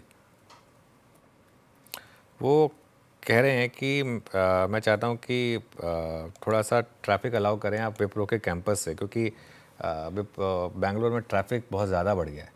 तो थोड़ा सा अगर आप अलाउ करें विप्रो के कैंपस से तो थोड़ा सा ट्रैफिक ईज़ हो जाएगा। मतलब थोड़ा सा मैं सोच रहा हूँ कि मतलब क्या इंटरेस्टिंग रिक्वेस्ट है। समझा नहीं, विप्रो के कैंपस से क्या? मतलब विप्रो का कैंपस है सिटी में। और अब जो जिस एरिया में है वहाँ पर काफ़ी ट्रैफिक है। अब जैसे आप फॉर एग्जांपल अगर आप सेंटा क्रूज में आए, फॉर एग्जांपल कलीना में आए, अगर वहाँ जो कलीना यूनिवर्सिटी है, अगर वहाँ से अगर पैसेज अलाउ कर दिया जाए तो ट्रैफिक की सिचुएशन काफ़ी हद तक ईज़ हो सकती है। लेकिन अब उसमें अब यूनिवर्सिटी को अलाउ करना होगा ना, वो अब जैसे अब विप्रो को अलाउ करना होगा, वो उनकी लैंड है, उन्होंने वहाँ पे कैंपस बनाया हुआ है, उसमें से वो बाहर के ट्रैफिक को अलाउ करें या ना करें। जैसे हमारे ऑफिस के बगल में वो पेनिनसुला है, वैसे अब वो नहीं अलाउ करते किसी को भी जाना वहाँ से। ऐसे मतलब कई लोग होते हैं नहीं अलाउ करते, तो फिर थोड़ा सा मतलब ये आगे जाके वैसे काफ़ी बड़ा इशू बनेगा। काफ़ी रिक्वेस्ट आएंगे ऐसे कॉर्पोरेट्स को कि आप अलाउ करिए अपनी बिल्डिंग में से लोगों को जाना। जनहित में देखिए क्या कहते हैं। और लेकिन मुश्किल है अनुज, कैंपस से क्रॉस करना बहुत मुश्किल लगता है मुझे। बिल्कुल। खैर, ये अच्छा सा ट्वीट अनुज ने इसकी जानकारी दी हमें। खैर, अब हम क्लोजिंग की तरफ बढ़ रहे हैं। मैं एक बार एक काम करते हैं, आपको मैंने ब्रेथ बता ही दी है, थोड़ी सी स्कैनिंग और करते हैं। जो स्टॉक्स आज सिंक हो रहे हैं उसमें प्लीज़ एक बार रखिएगा स्क्रीन पर ज़रा प्लीज़। मिड कैप आईटी से एम्फेसिस, कोफोर्ज, ये भी डील ऊपर है। कोफोर्ज का जो क्रैक था वो आज थोड़ा सा सब्सटेंशियल था। और एक बात कही जाती है कोफोर्ज के संदर्भ में हमेशा कि ये 200 डेमा पर एक बहुत अच्छी बाइंग अपॉर्चुनिटी प्रोवाइड करता है। बट मानस, आपकी सेंस क्या कहती है? लग रहा है कि वो 200 डेमा पे एक स्ट्रॉन्ग बाय बनेगा या फिर अवॉइड करना चाहिए जिस तरीके से कोलैप्स हुआ है? नहीं, आई थिंक अवॉइड करना बेहतर रहेगा, क्योंकि अगर ये 200 डे मूविंग एवरेज ब्रेक हो गया, स्टॉक अगर 1650 के नीचे फिसला तो फिर गिरावट भी बड़ी होगी। कम से कम 1550 तक के टारगेट नीचे की तरफ देखने को मिल सकते हैं, इसलिए अप्रोच कॉशियस रहेगी। अगर आपके पास लॉन्ग पोजीशन है तो 1644 का स्टॉप लॉस जरूर से लगा लें। ओके, चलिए बैन अपडेट बता देते हैं आपको। आज बैन अपडेट कुछ भी नहीं है, लेकिन फिर भी वो बताना ज़रूरी है। ना तो कोई स्टॉक एंट्री करेगा बैन में और ना ही एग्जिट करेगा। तो जो ऑलरेडी 3 स्टॉक बैन में बने हुए हैं वो एज इट इज़ बने रहेंगे। एक बार पीएनबी हाउसिंग फाइनेंस पे को वापस रिविजिट करते हैं, क्योंकि अब ये जो मामला है ना, अब ये सिर्फ शॉर्ट कवरिंग का या ट्रेंड रिवर्सल का नहीं है। अब क्लियरली मार्केट इसमें कुछ सेंस कर रहा है। क्या मार्केट सेंस कर रहा है कि नए सीईओ की नियुक्ति बहुत जल्दी हो सकती है? क्योंकि इसका आप जैसे हम कह रहे हैं 1 महीने का अगर आप चार्ट देखेंगे तो क्लियरली यहाँ पर कुछ ना कुछ चेंजेस तो आए हैं। अमित जी, पीएनबी हाउसिंग 1 महीने में 12% के रिटर्न्स, क्या भी होगा स्टॉक पर? जी अनुज जी, पीएनबी हाउसिंग में जिस हिसाब से मूव्स आ रहे हैं, ये स्टॉक प्रॉब्ली 200 डेमा तक तो हेडेड है, जो कि लगभग 916 के आसपास है। अगर वो क्रॉस होता है तो I think entire gap fill यहाँ पे होगा, but initially we will work with 200 DEMA target of 916। Stop loss यहाँ पे लगभग 884 का रखेंगे। ओके, पीएनबी हाउसिंग फाइनेंस शानदार रैली और तेज हाइपर क्लोज होने की तैयारी कर रहा है इस पर्टिकुलर काउंटर। लेकिन जो जिस काउंटर्स पर डेंट पड़ा है उसके भी एक बार चर्चा कर लेते हैं। एफएमसीजी स्पेस, आप देखिए आज का सबसे वर्स्ट परफॉर्मर स्पेस रहा। इनफैक्ट पिछले कुछ सत्रों से एफएमसीजी स्पेस से नहीं हो पा रहा। गोदरेज कंज्यूमर 3.5% की गिरावट के साथ डेज लो पे बंद होने की तैयारी। Britannia, HUL, Nestle India, Marico, Dabur सभी में भारी बिकवाली देखने को मिल रही है। कविता जी, एक बार गोदरेज कंज्यूमर का चार्ट देखें, 3.5% के करीब करीब आज गिरकर क्लोज हो रहा है। इन स्पेस में स्टॉक्स पर क्या अप्रोच रहेगी? फिलहाल शॉर्ट साइड के ट्रेड बन रहे हैं या फिर इन गिरावट पे अभी हाथ लगाना चाहिए खरीदारी के लिहाज से? कैसे अप्रोच करें? जी, गोदरेज सीपी अगर एज ऑफ नाउ देखें तो ये एक स्ट्रॉन्ग कंसोलिडेशन में मूव करता हुआ दिख रहा है। तो ब्रॉड रेंज दिखता है इसका 1140 से 1300 के लेवल के बीच में। अपने सपोर्ट लेवल के काफी पास है। तो those who are having position should take stop loss of 1150 on their position. Otherwise मुझे लगता है ये एक बाइंग अपॉर्चुनिटी दोबारा सपोर्ट लेवल से देते हुए दिख सकता है। So 1150 should be the strict stop loss. जी हाँ, गोदरेज कंज्यूमर आपकी स्क्रीन पे 1191 पे काफ़ी ख़राब प्रदर्शन है इसका। बट एक जो सेक्टर बहुत ही स्ट्रॉन्ग मूव लेके जा रहा है और मेरे ख्याल से कल ये पैनल की लिस्ट में और पैनल के ट्रेड्स में इसका आपको एक रिफ्लेक्शन मिलेगा। एट 10,122 यानी करीब 10,122 पे निफ्टी मेटल इंडेक्स जो है वो वर्ष 2024 के बाद, मतलब अक्टूबर 2024 के बाद अब तक के सबसे हाईएस्ट क्लस्टर पे वाकई में सबसे अच्छा स्टैट्स यहाँ पर हैं। मैं भी इस वक्त सेक्टोरियल स्कैनिंग नहीं कर सकता कि विद इन सेक्टर कितना ओपन इंटरेस्ट जुड़ा, लेकिन कल सुबह ज़रूर आपको बताऊंगा। और उसके बाद अगर आप देखें ऑटो में स्ट्रॉन्ग ओआई बिल्डअप था और एक दो स्टॉक्स और जिसका शायद इस कार्यक्रम में जिक्र नहीं हुआ, प्लीज़ एक बार लेके आइएगा। कॉल्स में शुमार था Ashok Leyland closing at all time high 143.13 पे, और कोटक महिंद्रा बैंक, शायद हम इसके बारे में एक बात कहना भूल गए, मेरे ख्याल से कविता जी के ट्रेड में था ये, but Kotak Mahindra bank is closing above all moving averages. और मेरे ख्याल से इस चार्ट को आप दो भागों में बांट सकते हैं यकीनन। Strength about 2000 and weakness below 2000, ये अच्छी चीज़ है यहाँ पर वो जो नज़र आ रही है। और फार्मा स्पेस से एक स्टॉक जो कि सबसे इम्प्रेसिव क्लोज दे रहा है, and that's Alkem 5563। Prakash sir, 5563 पे एल्केम पे आपका टेक क्या होगा? अच्छा क्लोज और जनवरी 2025 के बाद सबसे हाईएस्ट क्लोज ये। बाय मोड पर तो है एल्केम बिल्कुल, और 5557 पर ट्रेड कर रहा है। मेरे ख्याल से ले सकते हैं। स्टॉप थोड़ा डीप होगा 5500 का और इसको प्ले आउट करना चाहिए। मेरे ख्याल से 5753 एक नियर टर्म टारगेट होगा एल्केम। ओके, एल्केम और फार्मा स्पेस से अगर आप देखें तो एल्केम, साथ ही जाइडस लाइफ, डॉक्टर रेड्डीज करीब 1% की तेजी के साथ कर रहा है कारोबार और क्लोजिंग होने की तरफ बढ़ रहा है। लॉरस लैब पर भी हमने चर्चा की थी, वायदा के गेनर्स में शुमार थे, लगभग 1% की तेजी के साथ ये भी कर रहा है कारोबार। इस पर भी हम डॉक्टर रेड्डी का भी एक बार चार्ट चेक ले लेते हैं। मानस जी, आप देखिए डॉक्टर रेड्डीज, कैसा लग रहा है ये पर्टिकुलर काउंटर? हालांकि काफ़ी वॉलेटाइल आज का सेशन रहा है इसके लिए, लेकिन इन स्तरों पर क्या राय होगी? देखिए, फिलहाल के लिए तो कंसोलिडेशन है, लेकिन पॉजिटिव ये है कि स्टॉक ने अभी कुछ हफ्ते पहले इन्वर्स रेंज पैटर्न का ब्रेकआउट दिया था और जो कंसोलिडेशन है वो 20 डे मूविंग एवरेज के ऊपर हो रहा है। मेरा समझना है कि एक पोजिशनल ट्रेड तो करंट लेवल्स पे भी लिया जा सकता है। 1280 1280 के स्टॉप लॉस से खरीदारी करिए। ऊपर की तरफ 1350 1360 तक के टारगेट देखने को मिल सकते हैं। 1360 तक के टारगेट देखने को मिल सकते हैं। एक बार कैपिटल मार्केट स्टॉक्स रखेंगे स्क्रीन पर। बीएससी, एंजल वन जैसे स्टॉक्स में हम देख रहे हैं लगातार गिरावट देखने को मिल रही है। बीएससी आज के एक बार रखिए स्क्रीन पर बीएससी का चार्ट, मैं देखूं तो देखिए, हालांकि थोड़ा निचले स्तर से रिकवरी दिखाने की कोशिश की, लेकिन बीएससी लगभग 1.5% डाउन। एंजल वन में भी आपको गिरावट देखने को मिलेगी। क्या लग रहा है गाबर सर, बीएससी अब वक्त आ चुका है कि सुबह भी पुट दिया गया था इसका, अब शॉर्ट करने का वक्त आ चुका है बीएससी में? अनफॉर्चुनेटली बीएससी पर ट्रेड नहीं करता, सीएडीएसएल और नहीं चल एनएसटी है, तो मेरे पास वो चार्ट है नहीं। Really sorry, I am so sorry, याद आया मुझे गाबर सर। अमित जी, एक बार आप देखिए बीएससी का क्या किया जाए यहाँ पे? जी, वीक स्ट्रक्चर है श्रेया जी। चार्ट में continuously lower low lower highs बन रहे हैं, पिछले 3-4 दिनों का फॉल है, लेकिन अब स्टॉक 200 डेमा पे आ गया है जो कि लगभग 2080 के आसपास है। तो नेक्स्ट शॉट तभी बनेगा जब ये स्टॉक 2050 के नीचे जाता है, दैट इज 1% बिलो 200 डेमा अगर ये जाता है आज या कल के सत्र में, तो आई थिंक प्रेशर और डेवलप होगा। इन द मीन वाइल अगर किसी के शॉर्ट्स मेंटेन्ड है तो स्टॉप लॉस आप शिफ्ट कर लीजिए 2140 तक। ओके, बीएससी खैर छोड़िए, अब एक काम करते हैं, डेज बहुत हो गए, अब थोड़ा सा तजुर्बे की और कुछ बाजार के इतिहास के कुछ पन्नों को टटोलते हैं। अनुज, कल आप एक बहुत ही खूबसूरत समारोह में थे, सुबह मेरे साथ ही थे, और जब 11 बजे आप बस्ता और वो लेके निकले आप अपनी बैग, तो हम वही बात कर रहे थे कि आज किन किन के साथ इंटरेक्शन है। और उत्पल सेठ जी के साथ वो आपकी बातचीत का अंश में सुन रहा था अनुज, क्या अद्भुत नज़र आया आपको उनकी बातचीत में? क्या कुछ ऐसे जो पल थे जो उन्होंने आपके साथ शेयर करे, जिनको आप भी सुन के बड़े खुश हुए होंगे? कुछ ऐसे मोमेंट्स अनुज? देखिए, उत्पल जी खुद काफ़ी ब्रिलियंट हैं, लेकिन उनकी सबसे एक शानदार जो उनके लिए एक पॉजिटिविटी रही, उन्होंने इतने साल राकेश झुंझुनवाला के साथ काम किया, ठीक है? तो सर नहीं, वही वाली फुटेज रखिएगा सिर्फ। तो जब राकेश जी के साथ जब उन्होंने काम किया तो मैंने यही पूछा था कि राकेश जी एक चीज़ कहते थे कि वधारे वधारे लेवानू और घटाड़े घटाड़े बेचवानू, मतलब स्टॉक मार्केट में जो चीज़ बढ़ती है उसको लीजिए और जो चीज़ घटती है उसको बेचिए।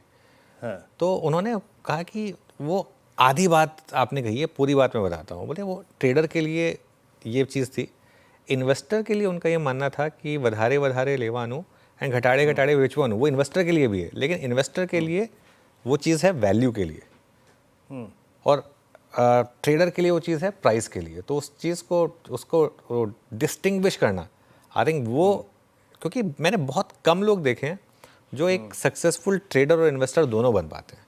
बहुत लोग या तो एक सक्सेसफुल ट्रेडर बन जाएंगे फिर वो इन्वेस्टिंग में फेल हो जाएंगे, या फिर बहुत सक्सेसफुल इन्वेस्टर बन जाएंगे वो ट्रेडिंग में फेल हो जाएंगे। राकेश जी एक रेयर ब्रीड थे जिन्होंने दोनों में सक्सेस हासिल की थी, तो उस हिसाब से वो थोड़ा सा मैंने उनसे पूछने की कोशिश की थी। जी हाँ, तो और आप देखिए CNBC आवाज़ के सोशल मीडिया प्लेटफॉर्म पे ये समारोह की क्लिप्स आपको मिल जाएंगी, सुनिएगा, बड़ा अद्भुत ये इंटरेक्शन था, मज़ा आया। और कल अनुज इस समारोह में थे, नीलेश जी से बातचीत के अंश को सुनिएगा, बड़ा अच्छा था ये इवेंट। और चलिए वो अंश आपको सुनने को मिलेंगे। एक बार सुना सकते हैं डायरेक्टर साहब, अगर 1 मिनट का एक चंक सुना सकते तो जरूर सुनाइएगा। ये अच्छा ऑडियो नहीं है, प्लीज़ मैं माफ़ी चाहूँगा, दोबारा आप किसी मतलब मंच पर जरूर सुन सकते हैं। हम क्लोजिंग की तरफ बढ़ रहे हैं। इट्स 25171, थोड़ा सा सिंक ही हुआ निफ्टी आखिरी के मतलब 10 मिनटों में, और निफ्टी बैंक 55,531 और निफ्टी IT करीब के 0.66% नीचे। और हम एक रिस्क जो यहाँ से कल के लिए कैरी कर रहे हैं, अभी ये 2 दिन का यानी आज का और कल का जो लो था वो मोर और लेस निफ्टी IT पर सिमिलर था। लेट्स सी कल क्या करता है, कोई एक्स्ट्रा ऑर्डिनरी प्रेशर या फिर 25,000 के बीच का फियर अगर कहीं बनता है तो यही है कि निफ्टी IT कल के लो को आज के लो को तोड़ता है कि नहीं तोड़ता है। और ऑटो और मेटल्स आज की सबसे स्ट्रॉन्ग 2 स्टोरीज थी, और तीसरी चीज़ थी निफ्टी PSU बैंक इंडेक्स। चलते हैं उसके पास इस क्लोजिंग को देखने के लिए। अनुज ओवर टू यू। हो गई बात निफ्टी ऑटो की। क्लियरली निफ्टी ऑटो आज का सेक्टर ऑफ द डे था, शानदार रैली। इसके अलावा मेटल और PSU बैंक, देखिए PSU बैंक इंडेक्स 1% से ज़्यादा की तेज़ी के साथ क्लोज होने की तैयारी कर रहा है। इनफैक्ट सारे स्टॉक्स, कैनरा बैंक, SBI शानदार रैली के साथ क्लोज होने की तैयारी। एक बार देख लेते हो डेज हाई पर कौन से स्टॉक्स क्लोज होने की तैयारी कर रहे हैं। Kotak Mahindra bank days high, power grid energy space से देखें आप, पावर ग्रिड में शानदार रैली, डेज हाई पर क्लोज होने की तैयारी। इंडसइंड बैंक पैनल में सुझाया भी गया, ये डेज हाई पर। एक्सिस बैंक और एनर्जी स्पेस से NTPC भी जो हम डिस्कस कर रहे थे वो भी डे हाई के आसपास क्लोज होने की तैयारी। इसके अलावा एक्सिस बैंक आज का स्टॉक ऑफ द डे था ही, शानदार रैली के साथ क्लोज होने की तैयारी कर रहा है। लेकिन क्लोजिंग बिग वॉल पे समझते हैं। ओवर टू यू सर, कैसे रही क्लोजिंग आज की? बिल्कुल अच्छी क्लोज कहेंगे इसको। सुबह के उस मूव के बाद निफ्टी 30 पॉइंट नीचे था, लेकिन बैंक निफ्टी में अच्छे मूव थे, करीब 250 पॉइंट ऊपर था बैंक निफ्टी, 0.5% के शानदार मूव्स यहाँ पर रहे। निफ्टी IT ये अभी भी थोड़ा सा प्रेशर में था। निफ्टी IT देखिए आप, आपकी स्क्रीन पर आएगा, यहाँ पर करीब 2.5% के करीब की गिरावट थी। इसके अलावा आप देखें मिड कैप और स्मॉल कैप, यहाँ आज थोड़ी सी गिरावट थी। मिड कैप 1.5% नीचे था, स्मॉल कैप करीब 0.5% नीचे था।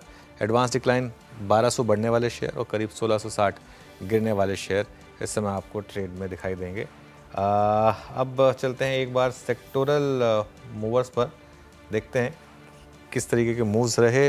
FMCG इंडेक्स ये प्रेशर में था, आज 1.5% नीचे। रियल एस्टेट करीब 1% नीचे था। डिफेंस में आज थोड़ी सी प्रॉफिट बुकिंग हुई अच्छी शुरुआत के बाद। निफ्टी IT नीचे था, कैपिटल मार्केट 0.5% नीचे था, और एनर्जी इंडेक्स यहाँ पर भी हल्की सी आपको गिरावट देखने को मिली। अब आते हैं गेनर्स पर। सबसे ऊपर PSU बैंक्स करीब 1% ऊपर, उसके बाद मेटल्स ये भी करीब 1% ऊपर रहे। निफ्टी ऑटो 0.5%, निफ्टी बैंक 0.5%, और फाइनेंशियल्स यहाँ पर भी हल्की सी आपको बाइंग दिखाई दी। चलिए अब निफ्टी के मूव्स पर आते हैं। सबसे पहले लूजर्स, उसमें टेक महिंद्रा सबसे ऊपर था, फिर UltraTech cement, Trent, Hindustan Unilever 2% नीचे था, SBI लाइफ 2% नीचे था, और नेस्ले ये करीब करीब 0.25% नीचे आपको ट्रेड करता हुआ दिखाई देगा। अब आते हैं निफ्टी गेनर्स पर। सबसे ऊपर दो बैंक्स, इंडसइंड बैंक 3% ऊपर, एक्सिस बैंक करीब करीब 2.5% ऊपर, उसके अलावा बजाज फाइनेंस 2%, जेएसडब्ल्यू स्टील में अच्छे मूव्स थे करीब 2% के, एसबीआई में शानदार मूव थे आज करीब करीब 0.2%, एसबीआई ऊपर था, मारुति सुजुकी यहाँ पर भी अच्छे मूव्स आए। तो कुल मिलाकर मार्केट में आज अच्छे मूव्स इंडिविजुअल स्टॉक्स में और बैंक निफ्टी में।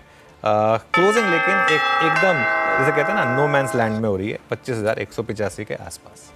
जी हाँ, बिल्कुल शांत, बिना कोई बड़े बदलाव के 16 अंक नीचे निफ्टी क्लोज हुआ। निफ्टी बैंक ने प्रभावशाली पारी खेली और निफ्टी बैंक में भी निफ्टी पीएसयू बैंक इंडेक्स और मेटल्स का दिन काफ़ी शानदार रहा। खैर, कल बुधवार के दिन फिर आपसे सुबह मुलाकात होगी मॉर्निंग कॉल और मुनाफे की तैयारी में। तब तक के लिए नमस्कार।